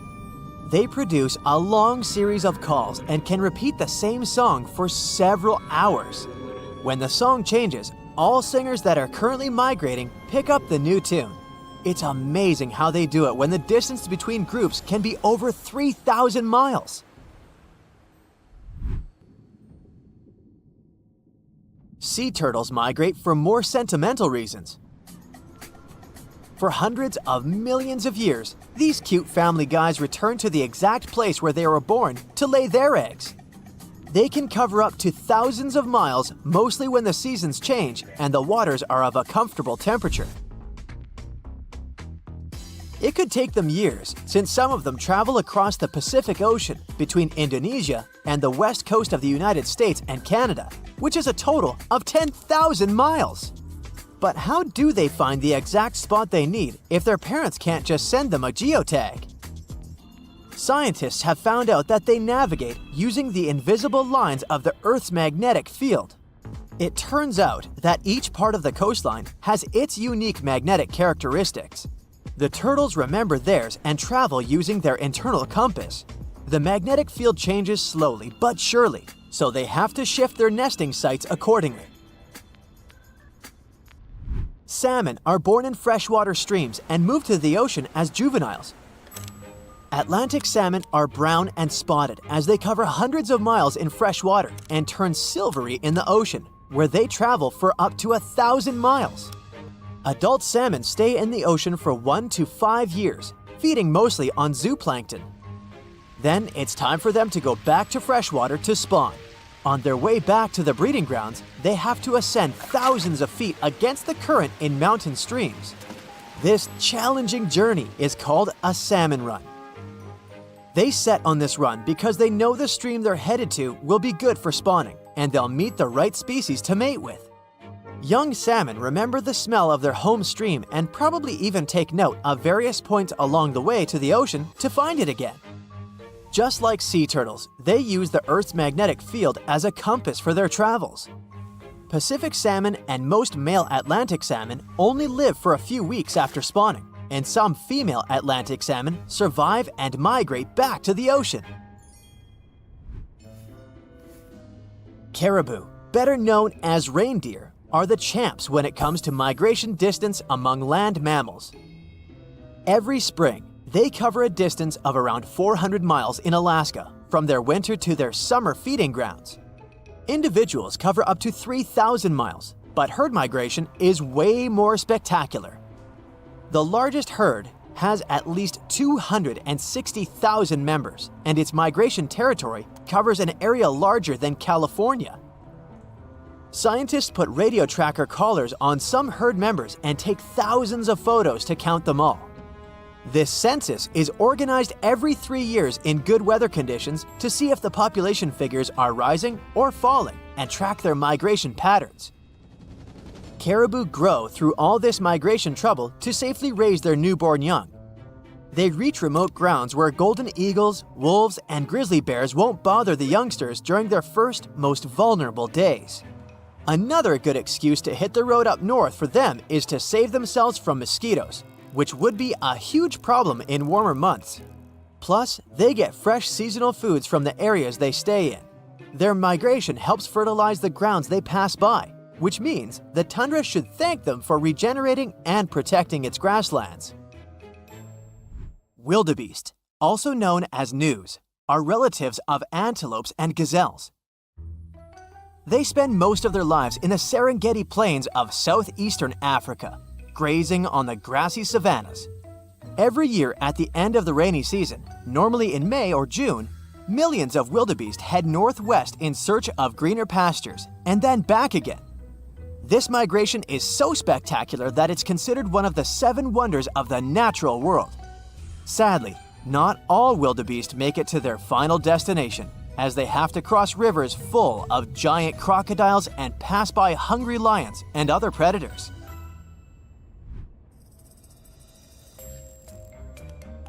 If you look at dragonflies' migration routes, you can call them real globetrotters. Scientists discovered one such route that spanned from India to the Maldives, Seychelles, Mozambique, Uganda, and back again for at least 8,700 miles.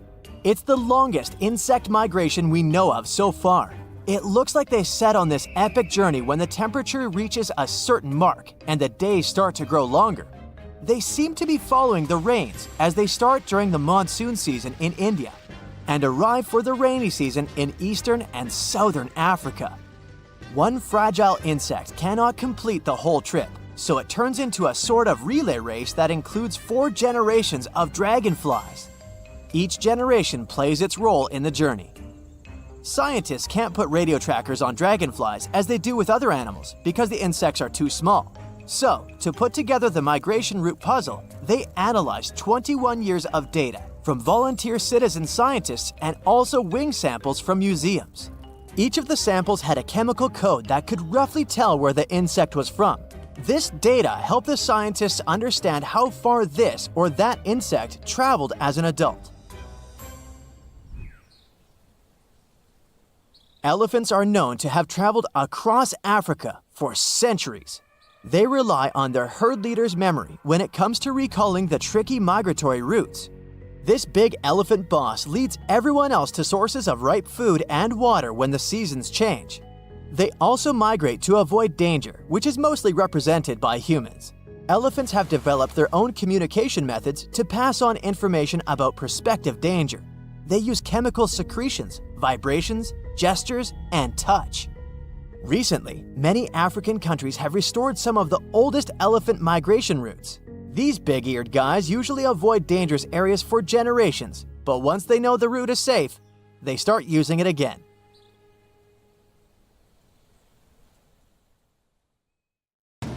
Think you know what lurks in the depths of the ocean? While nearly 95% of our oceans haven't been explored yet, it's hard not to let your imagination run wild. But thanks to brave explorers, deep-sea cameras, and awesome archaeologists, we do know about some pretty incredible sea creatures living in our waters today, and millions of years ago. From the 9-foot spider crab to the 60-foot prehistoric megalodon, these sea dwellers come in all shapes and sizes. But let's focus on sea creatures famous for their huge size. Can you guess which living species of whale is the largest? Well, it's not the orca, but that's a good guess. The orca is a toothed whale that can grow to anywhere from 23 feet to 32 feet, which is slightly smaller than a school bus. How about the narwhal? Nope, they're not the biggest either. These unicorns of the sea live mainly in Arctic waters and only grow 13 feet to 20 feet in length, and that's including their 9-foot tusk. Tired of guessing? Okay, I give in. The largest whale that still exists today is the blue whale. At a jaw-dropping 82 feet to 105 feet, the blue whale is not only the biggest whale we know of, but is currently the largest animal to have ever lived on Earth. Seriously. These animals are bigger than a T-Rex, and even the prehistoric megalodon. If you were to put a blue whale next to a school bus, it would look like it could swallow it. Think about that. According to National Geographic, a blue whale's tongue can weigh the same as an elephant. And their hearts can weigh as much as a car. That doesn't even sound possible. It's no wonder these giants need to eat about 4 tons of krill every day. While there aren't too many animals living today that can compete with the blue whale's epic proportions, there is an entirely different species that is a good contender, and it's not quite what you would expect. It's a jellyfish. No, I'm not talking about the little jellyfish that wash up on the shore and ruin a perfectly good day at the beach. I'm referring to the lion's mane jellyfish, the biggest jellyfish around. This invertebrate can grow up to 120 feet long. They also come in different gorgeous colors like red, purple, or even shades of orange. As if their length wasn't impressive, the lion's mane jellyfish boast a whopping 8 sets of 70 to 150 tentacles. That means they can have up to 1,200 in total. And here's the giant oceanic manta ray, the largest type of ray in the world. Their wingspan can be longer than a bus. These guys can reach 30 feet in length. They also have the biggest brain compared to body size among all fish. Unlike their stingray cousins, mantas don't have venomous tails. And while the lion's mane jellyfish and the blue whale are yet to be beaten for the longest sea creature, there is one marine creature that can grow even larger in length. The Portuguese Physalia physalis, tentacles and all, can reach a length of 165 feet long, and that's according to mentalfloss.com. While this thing may look a lot like a jellyfish, it's actually known as a siphonophore, and there are hundreds and sometimes thousands of them that are genetically identical. Their long tentacles help the organism catch prey, and its sting is fatal to most animals, even humans in some cases. What's even creepier is that if one of the tentacles comes off the organism for whatever reason, it can float around the water for days before decomposing. Even if it's detached, this tentacle can still sting you. But don't go running out of the ocean just yet. Your chances of being hurt by a Portuguese Physalia physalis sting are pretty slim. However, if you do get stung, the side effects aren't pretty, with welts, stomach cramps, an elevated heart rate, and an upset stomach. While you don't want to go anywhere near these long creatures, they sure are pretty to look at. Check out all those colors. The Shastasaurus is the biggest marine reptile that has ever existed. These predators lived during the late Triassic period, about 210 million years ago. These amazing giants could reach lengths of up to 69 feet and weighed more than 75 tons. This made the Shastasaurus as heavy as a blue whale. And if you could stand this creature up vertically, it'd be as tall as a 7-story building. Despite appearances, the Shastasaurus was actually pretty slim for its size. Its ribcage was only 6 feet across. You'd think that this big guy was chowing down on other dinosaurs, but that's not the case at all. This reptile survived on a diet that consisted of small fish and cephalopods, like octopuses and squids. The Albertonectes is a bright representative of the plesiosaur family, meaning that this marine reptile had a small head on an incredibly long neck and large flipper-like limbs that helped it move through the water. These creatures occupied the seas around North America 76 to 70 million years ago. The length of this sea monster could reach 38 feet, with its neck taking up 23 feet of that length. Its neck was a true record breaker. It had a whopping 76 bones in it. No other animal known to humankind has had so many vertebrae in its neck. Scientists aren't sure why they needed such a lengthy neck. They might have used it to collect shellfish off the seabed, or perhaps it helped them capture their main prey, fish and squids. This aquatic reptile also had gastroliths in its stomachs. Some of them were as big as 5.5 inches in diameter. The Tylosaurus belonged to the mosasaur family. It dominated the shallow seas of North America about 85 to 80 million years ago. This was an enormous predator, with the biggest representatives reaching 45 feet in length. It had a narrow hydrodynamic body with a blunt, powerful head that the animal used to ram and stun its prey. Its body was equipped with agile flippers and a long tail decorated with a maneuverable fin. The Tylosaurus was a carnivore, and its diet included not only fish, turtles, and small sharks, but also other mosasaurs, plesiosaurs, and flightless birds. Meet Ophthalmosaurus. This prehistoric reptile thrived during the late Jurassic period and lived in oceans all over the world. Ophthalmosaurus weighed somewhere around 6,000 pounds and grew to approximately 16 feet long, according to newdinosaurs.com. That's about the same length as the beluga whale that exists today. It's too bad these guys went extinct before we had a chance to see them ourselves, as their cartoonish wide eyes and dolphin-like features are pretty darn cute. Of course, The Ophthalmosaurus evolved over time to become ophthalmologists, or eye doctors that we know today. No, that's just a lie. Just testing you. The Mosasaurus is a truly gigantic predator that dominated the seas all over the world about 66 million years ago. According to fossil evidence, some specimens could be more than 50 feet in length. This fact makes the Mosasaurus the biggest marine carnivore of its time. One of the most terrifying things about this creature was its crocodile-like head, decorated with literally hundreds of razor-sharp teeth, neatly organized in 2 rows on both jaws. The thing is that it was pretty challenging for the Mosasaurus to grab its prey in the water. That's why it had all these teeth, plus something special: pterygoid teeth anchored to the bones on the roof of its mouth. This made hunting and holding onto its prey much easier. The Styxosaurus belonged to the plesiosaur family and lived during the late Cretaceous period, around 85 to 70 million years ago.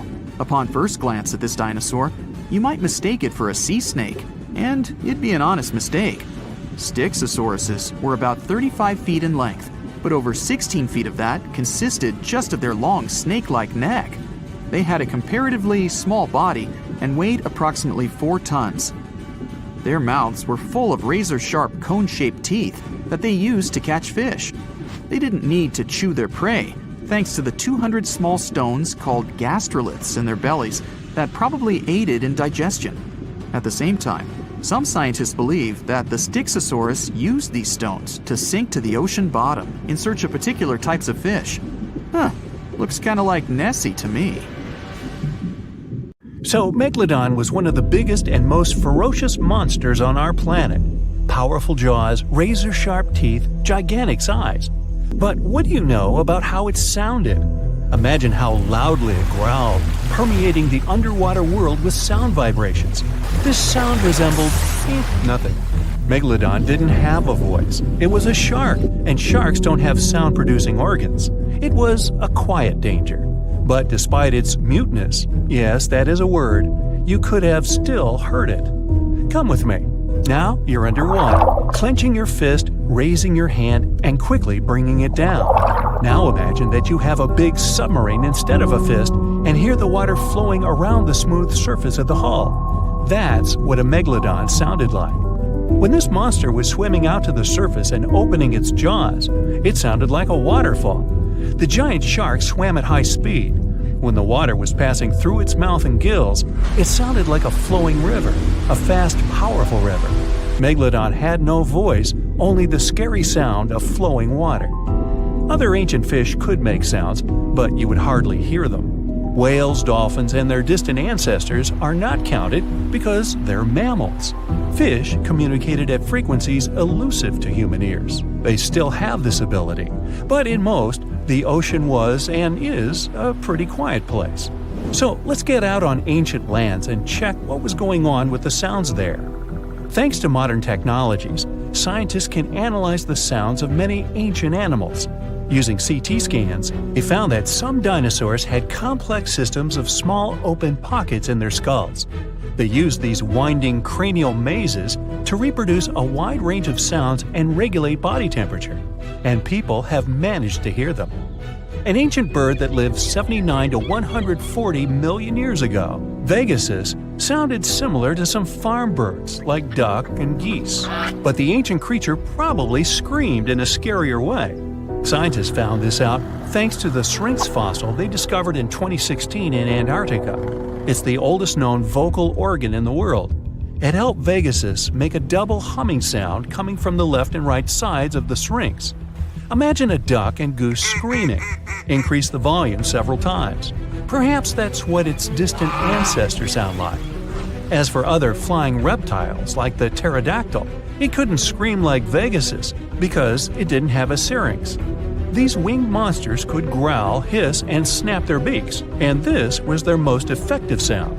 Remember any tall basketball player. The skull of the pterodactyl was slightly longer than their height. Just imagine what a noise the dinosaur created when it was snapping its powerful beak. The clicking sound could deafen and frighten other ancient creatures nearby. Now, you probably know what a Tyrannosaurus sounds like, thanks to the movies. Among thousands of others, you'll recognize this prolonged roar similar to a chainsaw, vacuum cleaner, and horn. And, honestly, its roar has a lot in common with the natural sounds that this monster could make. Thanks to modern technologies and well-preserved remains, scientists managed to simulate the voice of these ancient animals. Imagine you're uploading data about a T-Rex into a program and preparing to hear an intimidating roar. You press play, and it sounds like a beep. Tyrannosaurus rex's scream was similar to birds, not mammals. But it wasn't just a beep. It used nostrils to scream, not a mouth. The hum came from the chest and resembled a siren with low bass. Maybe it sounded a lot more intimidating than what we saw in the movies. It was louder than all the trumpets of the symphony orchestra, and it did it only with the help of its nose. It's not known for sure whether it could growl through the mouth. You could also hear how long-necked dinosaurs sounded in the movies. Their calls were similar to those of elephants, something between a saxophone and a car horn. But in fact, these tall creatures whispered. Almost all mammals make sounds thanks to the laryngeal nerve. This nerve runs down along the neck, then goes around the blood vessels of the chest and comes back to the larynx. In short, the brain gives a signal and it passes twice the distance along the body before the sound is released from the mouth. And now, remember those long necks of dinosaurs? This was the height of a 5-story building. But the voice signal had to run a distance of 10 floors. It took too long to make this long trip, and this affected the dinosaurs' roar. So, when they wanted to make a sound, they just hissed. And it was probably similar to the sound of a giant viper. But the most detailed sounds scientists have managed to get belongs to the Parasaurolophus. You know this herbivorous dinosaur thanks to the long crest on the back of its head. We saw the dinosaur using it in movies and documentaries to fight opponents and enemies. Some scientists believed it also used the comb to drop fruits and leaves from trees. Others thought the dinosaur used it to improve its sense of smell. But it turned out that in addition to self-defense and fighting, they used the comb to make loud and scary sounds in different keys.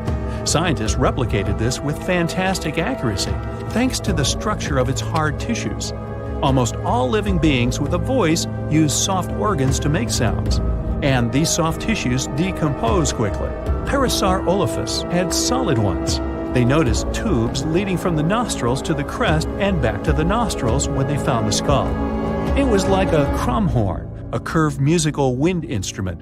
This proved the dinosaur used the crest on the back of its head to make the sounds louder. The comb allowed it to trumpet, so its relatives could hear it in the forest. They made humming sounds with low and high notes. Mix a saxophone and trumpet with a goose hum, car horns, and low frequencies, then increase the volume several times. That's what Parasaurolophus sounded like. That's also what my 4th grade band sounded like. But I digress. You can listen to different shades and timbres of this dinosaur on the internet. It used noises with different tones to create complex social connections. They could communicate, identify each other, trumpet danger, or conversely, signal their friendly intentions. Alright, we've just heard how some ancient reptiles sounded. But what about ancient insects? They didn't have vocal cords, of course.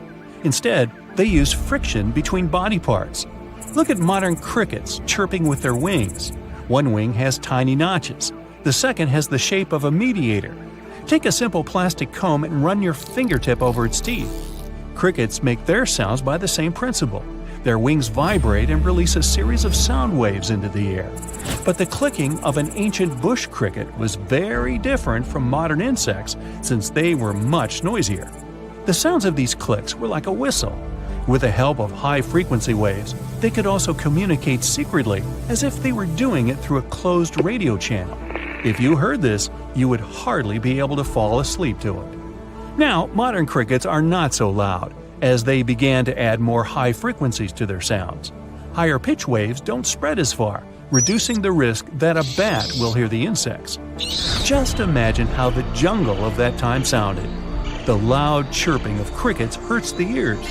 Then you hear a brachiosaurus hissing. The clicks of pterodactyls shake the sky like thunderclaps.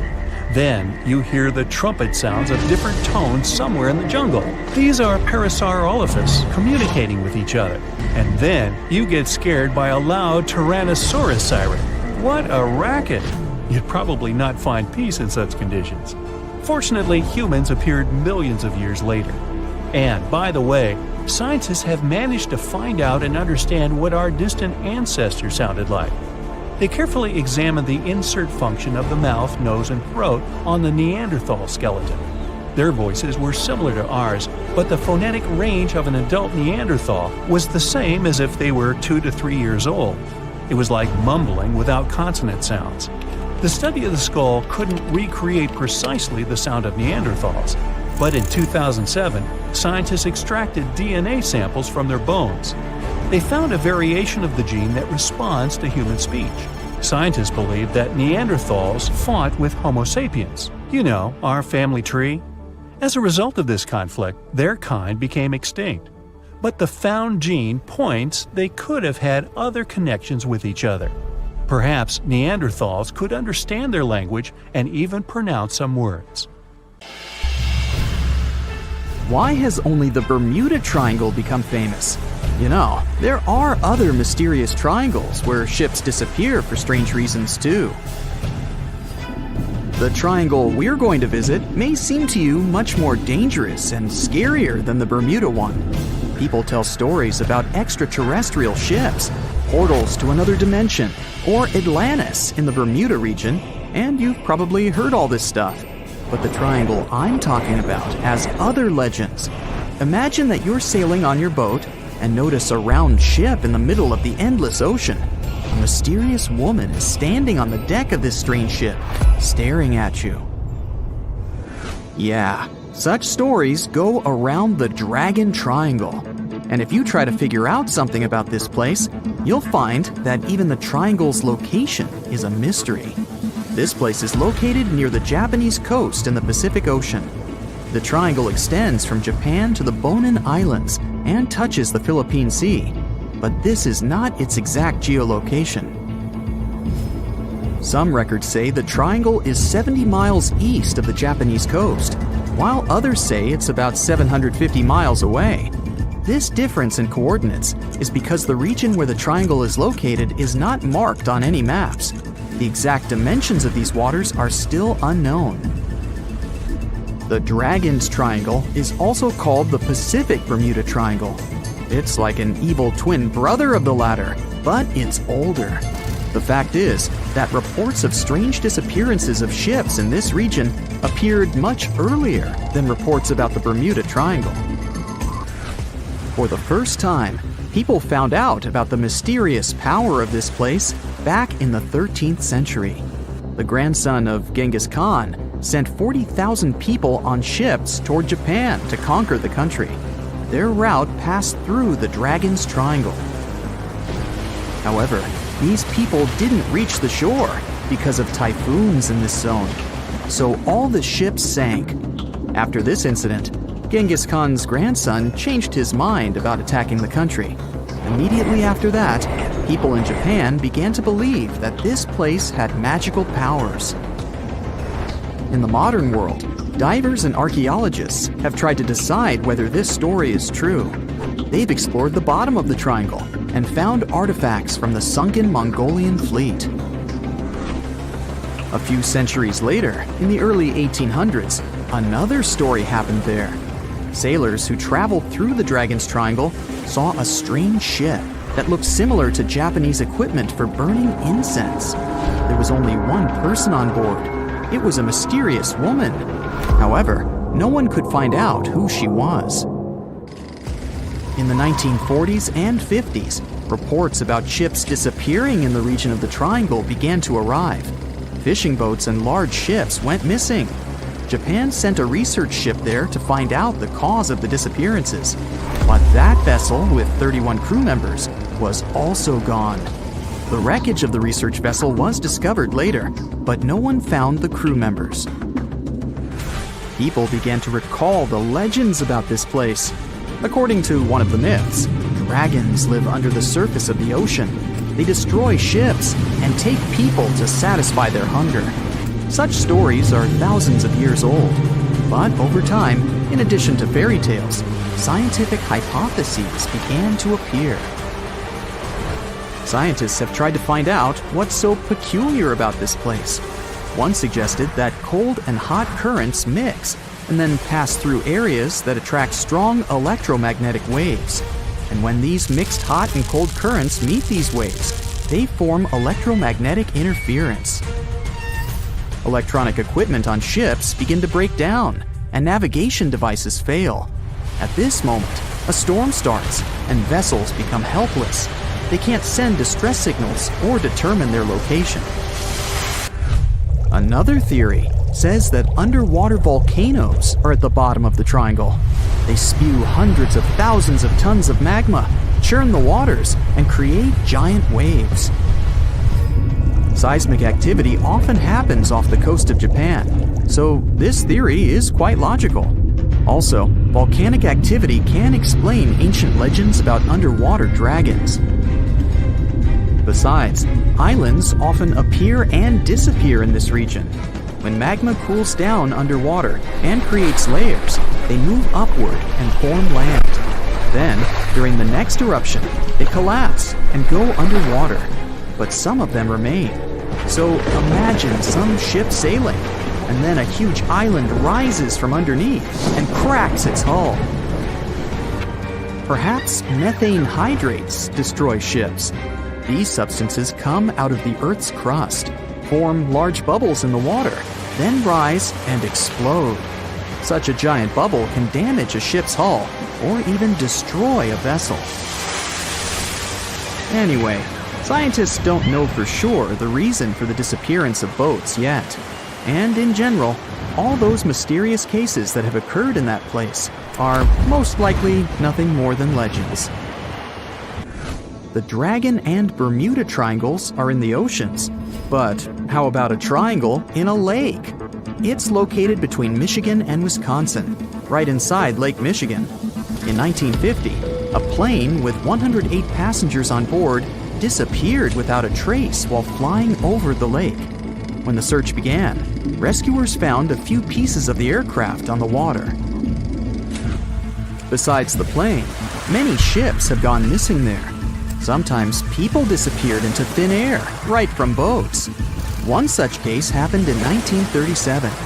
The ship was sailing through the Lake Michigan Triangle when Captain George Donner went to rest in his cabin. 3 hours later, one of the crew members knocked on the door to wake the captain, but no one answered.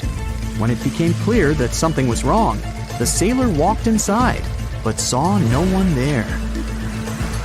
The captain seemed to have vanished. The crew couldn't find him. Until now, the disappearance of Captain George Donner remains an unexplained mystery. It may be all fiction, but the Lake Michigan Triangle is creepy. And how about a triangle that's on the ground? This is the Bennington Triangle. It's located in the southwestern part of Vermont, USA. This is a place you really should avoid. There are many scary stories around it. It's up to you to decide whether they're true or not. In November 1945, a group of hunters passed through this area. A 74-year-old man was walking ahead of the group, and right in front of several people's eyes, he made a step and disappeared. No one could find him. The hunters called rescuers, but they didn't help.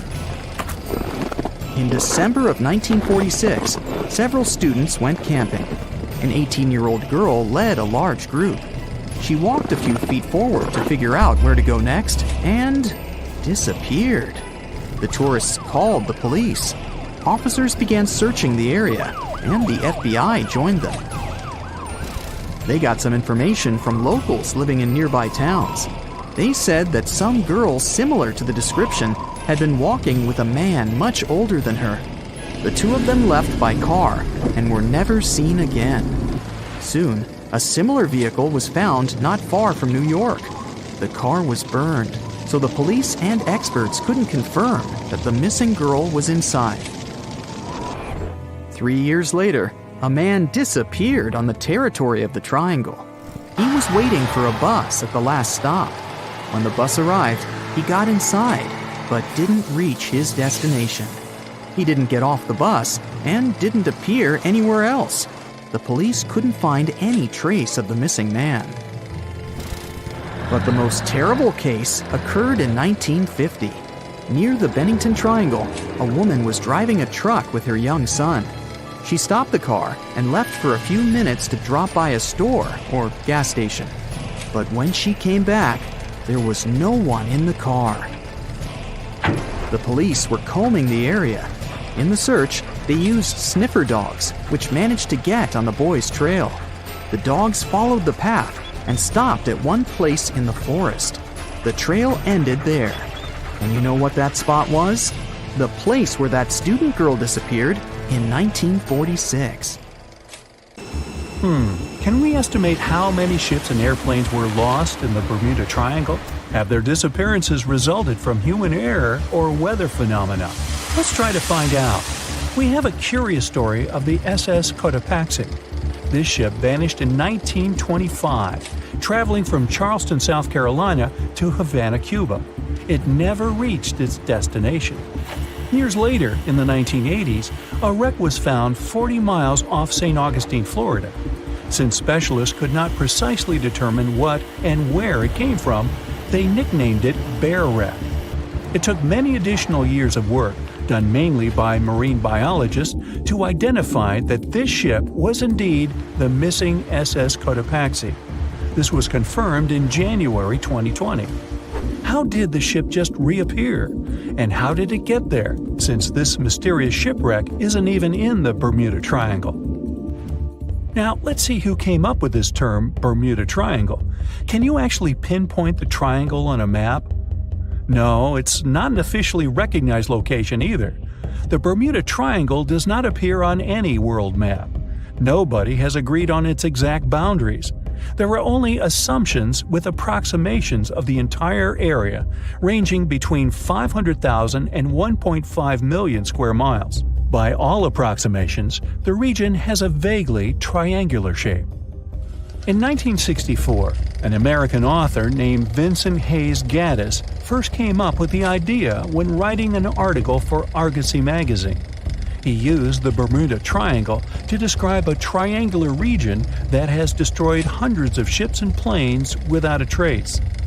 It is pretty hard to get the number of lost ships and planes because some ships and aircraft have gone missing without leaving a trace. Their wreckage in the region has not been recovered, but the recorded stories should help us. Legends about the Bermuda Triangle date back to the 15th century, like that of the Italian explorer Christopher Columbus. When sailing through the Atlantic waters, he passed by this location in the late 1400s. In what we now know as the Bermuda Triangle, he saw a huge flame that seemed to just crash into the ocean. Later, he saw an unusual light flashing in the distance at the exact location. Like many other sailors since then, his compass had severe malfunctions. Flight 19, a Navy plane on a routine schedule back in 1945, also started the Bermuda Triangle legend. It was commanded by Lieutenant Charles Taylor, and it's recorded that he just got lost in the triangle for no reason. Since pilots had no GPS back then, they had to trust their compasses and keep track of how long they'd been flying in a specific direction and their speed. Shortly after completing the task, both of the compasses on board stopped working correctly. Records found after the plane's disappearance also indicate that Taylor didn't have a watch on that particular day. The initial report stated that pilot error was to blame for this unfortunate event. However, because people weren't satisfied with this outcome, it was changed to causes or reasons unknown after several reviews. One surviving pilot named Bruce Guerin suggested he went through an electronic fog while passing above the triangle, making him travel through time. In 1970, when this incident happened, he was flying his aircraft when it was surrounded by two huge clouds that formed a whirlpool and spiraled. Like many others before him, he noticed that his navigation devices were malfunctioning. When he eventually made it out of those clouds, he discovered that his flight had only taken 35 minutes. It should have taken 75 in total. Since he had no other reasonable explanation for what he went through, he believed he must have been pushed forward in time. It's not only strange-looking clouds that have been seen above the Bermuda Triangle. In 2014, a pilot recalled almost colliding with a flying object that he could not identify whatsoever. Some of these strange encounters were even caught on tape. It's the case of an early 2015 flight whose passengers noticed a curious object just floating over the ocean. The pilots have yet to figure out what they actually saw back there. Okay, not all of the possible explanations have been this unusual. Oceanographers, for example, have also tried to explain why ships disappear around here. So they recently came back to one of their old theories: rogue waves. These are immense walls of water that just pop up suddenly. If multiple such waves rise simultaneously, they overlap like a wave sandwich.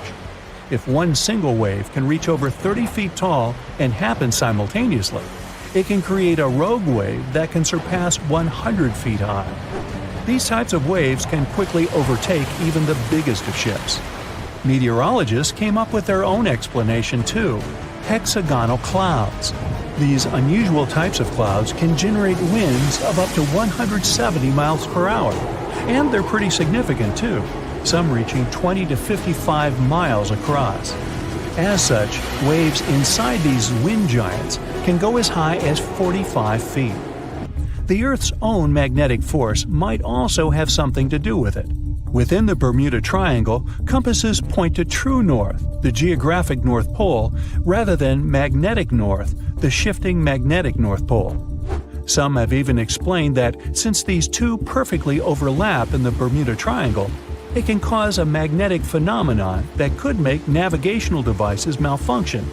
It's called the agonic line. The problem is that scientists have discovered that this line moves each year. It might have passed through the Bermuda Triangle at one point, but it's now through the Gulf of Mexico. Other strange natural phenomenon found along the coast of Norway could help explain why the Bermuda Triangle has claimed so many ships. There are some deep craters there, measuring up to half a mile wide and are 150 feet deep. Scientists believe they were created by methane gas bubbles. This gas seems to be leaking from deposits hidden deep in the seabed. Once the gas reaches a certain quantity, it bursts to the surface and causes eruptions. So, do pilots and ship captains actually avoid this area today? Could this explain why there are fewer ships that get lost there nowadays? But if you've ever flown from Miami to San Juan, Puerto Rico, you probably know that's not true. As for ships, if people would avoid the Bermuda Triangle, nearly all Caribbean vacations would be spoiled. To this day, there are a lot of flights that go over the Bermuda Triangle, so it's clear nobody is avoiding it. This place is one of the most heavily traveled shipping lanes in the world. Nowadays, the Bermuda Triangle has heavy daily traffic, both by sea and air. But the Bermuda Triangle is indeed subject to tropical storms and hurricanes that happen very often. Let's also keep in mind that the Gulf Stream, a strong ocean current that causes sharp changes in local weather, passes through the Bermuda Triangle. Besides, the deepest point in the Atlantic Ocean, the Milwaukee Depth, is also located in the Bermuda Triangle. The Puerto Rico Trench reaches almost 27,500 feet at the Milwaukee Depth. So, if you think about it, the whole mystery is a perfect combination of human error, bad weather, and a lot of ship traffic. This was confirmed by data provided by the U.S. Coast Guard. If you look at percentages, the number of ships or planes that go missing in the Bermuda Triangle isn't different from anywhere else. Disappearances do not happen more often than in any comparable region of the Atlantic Ocean. Official statistics say around 50 ships and 20 airplanes have vanished while traveling through this region. So that's another reason why the total number is so hard to pinpoint. Nobody could describe its rescue in official records if a boat was reported missing. There are also some events that, it turns out, didn't happen at all, adding to those false reports, like that of a plane crash back in 1937 off Daytona Beach, Florida, that local papers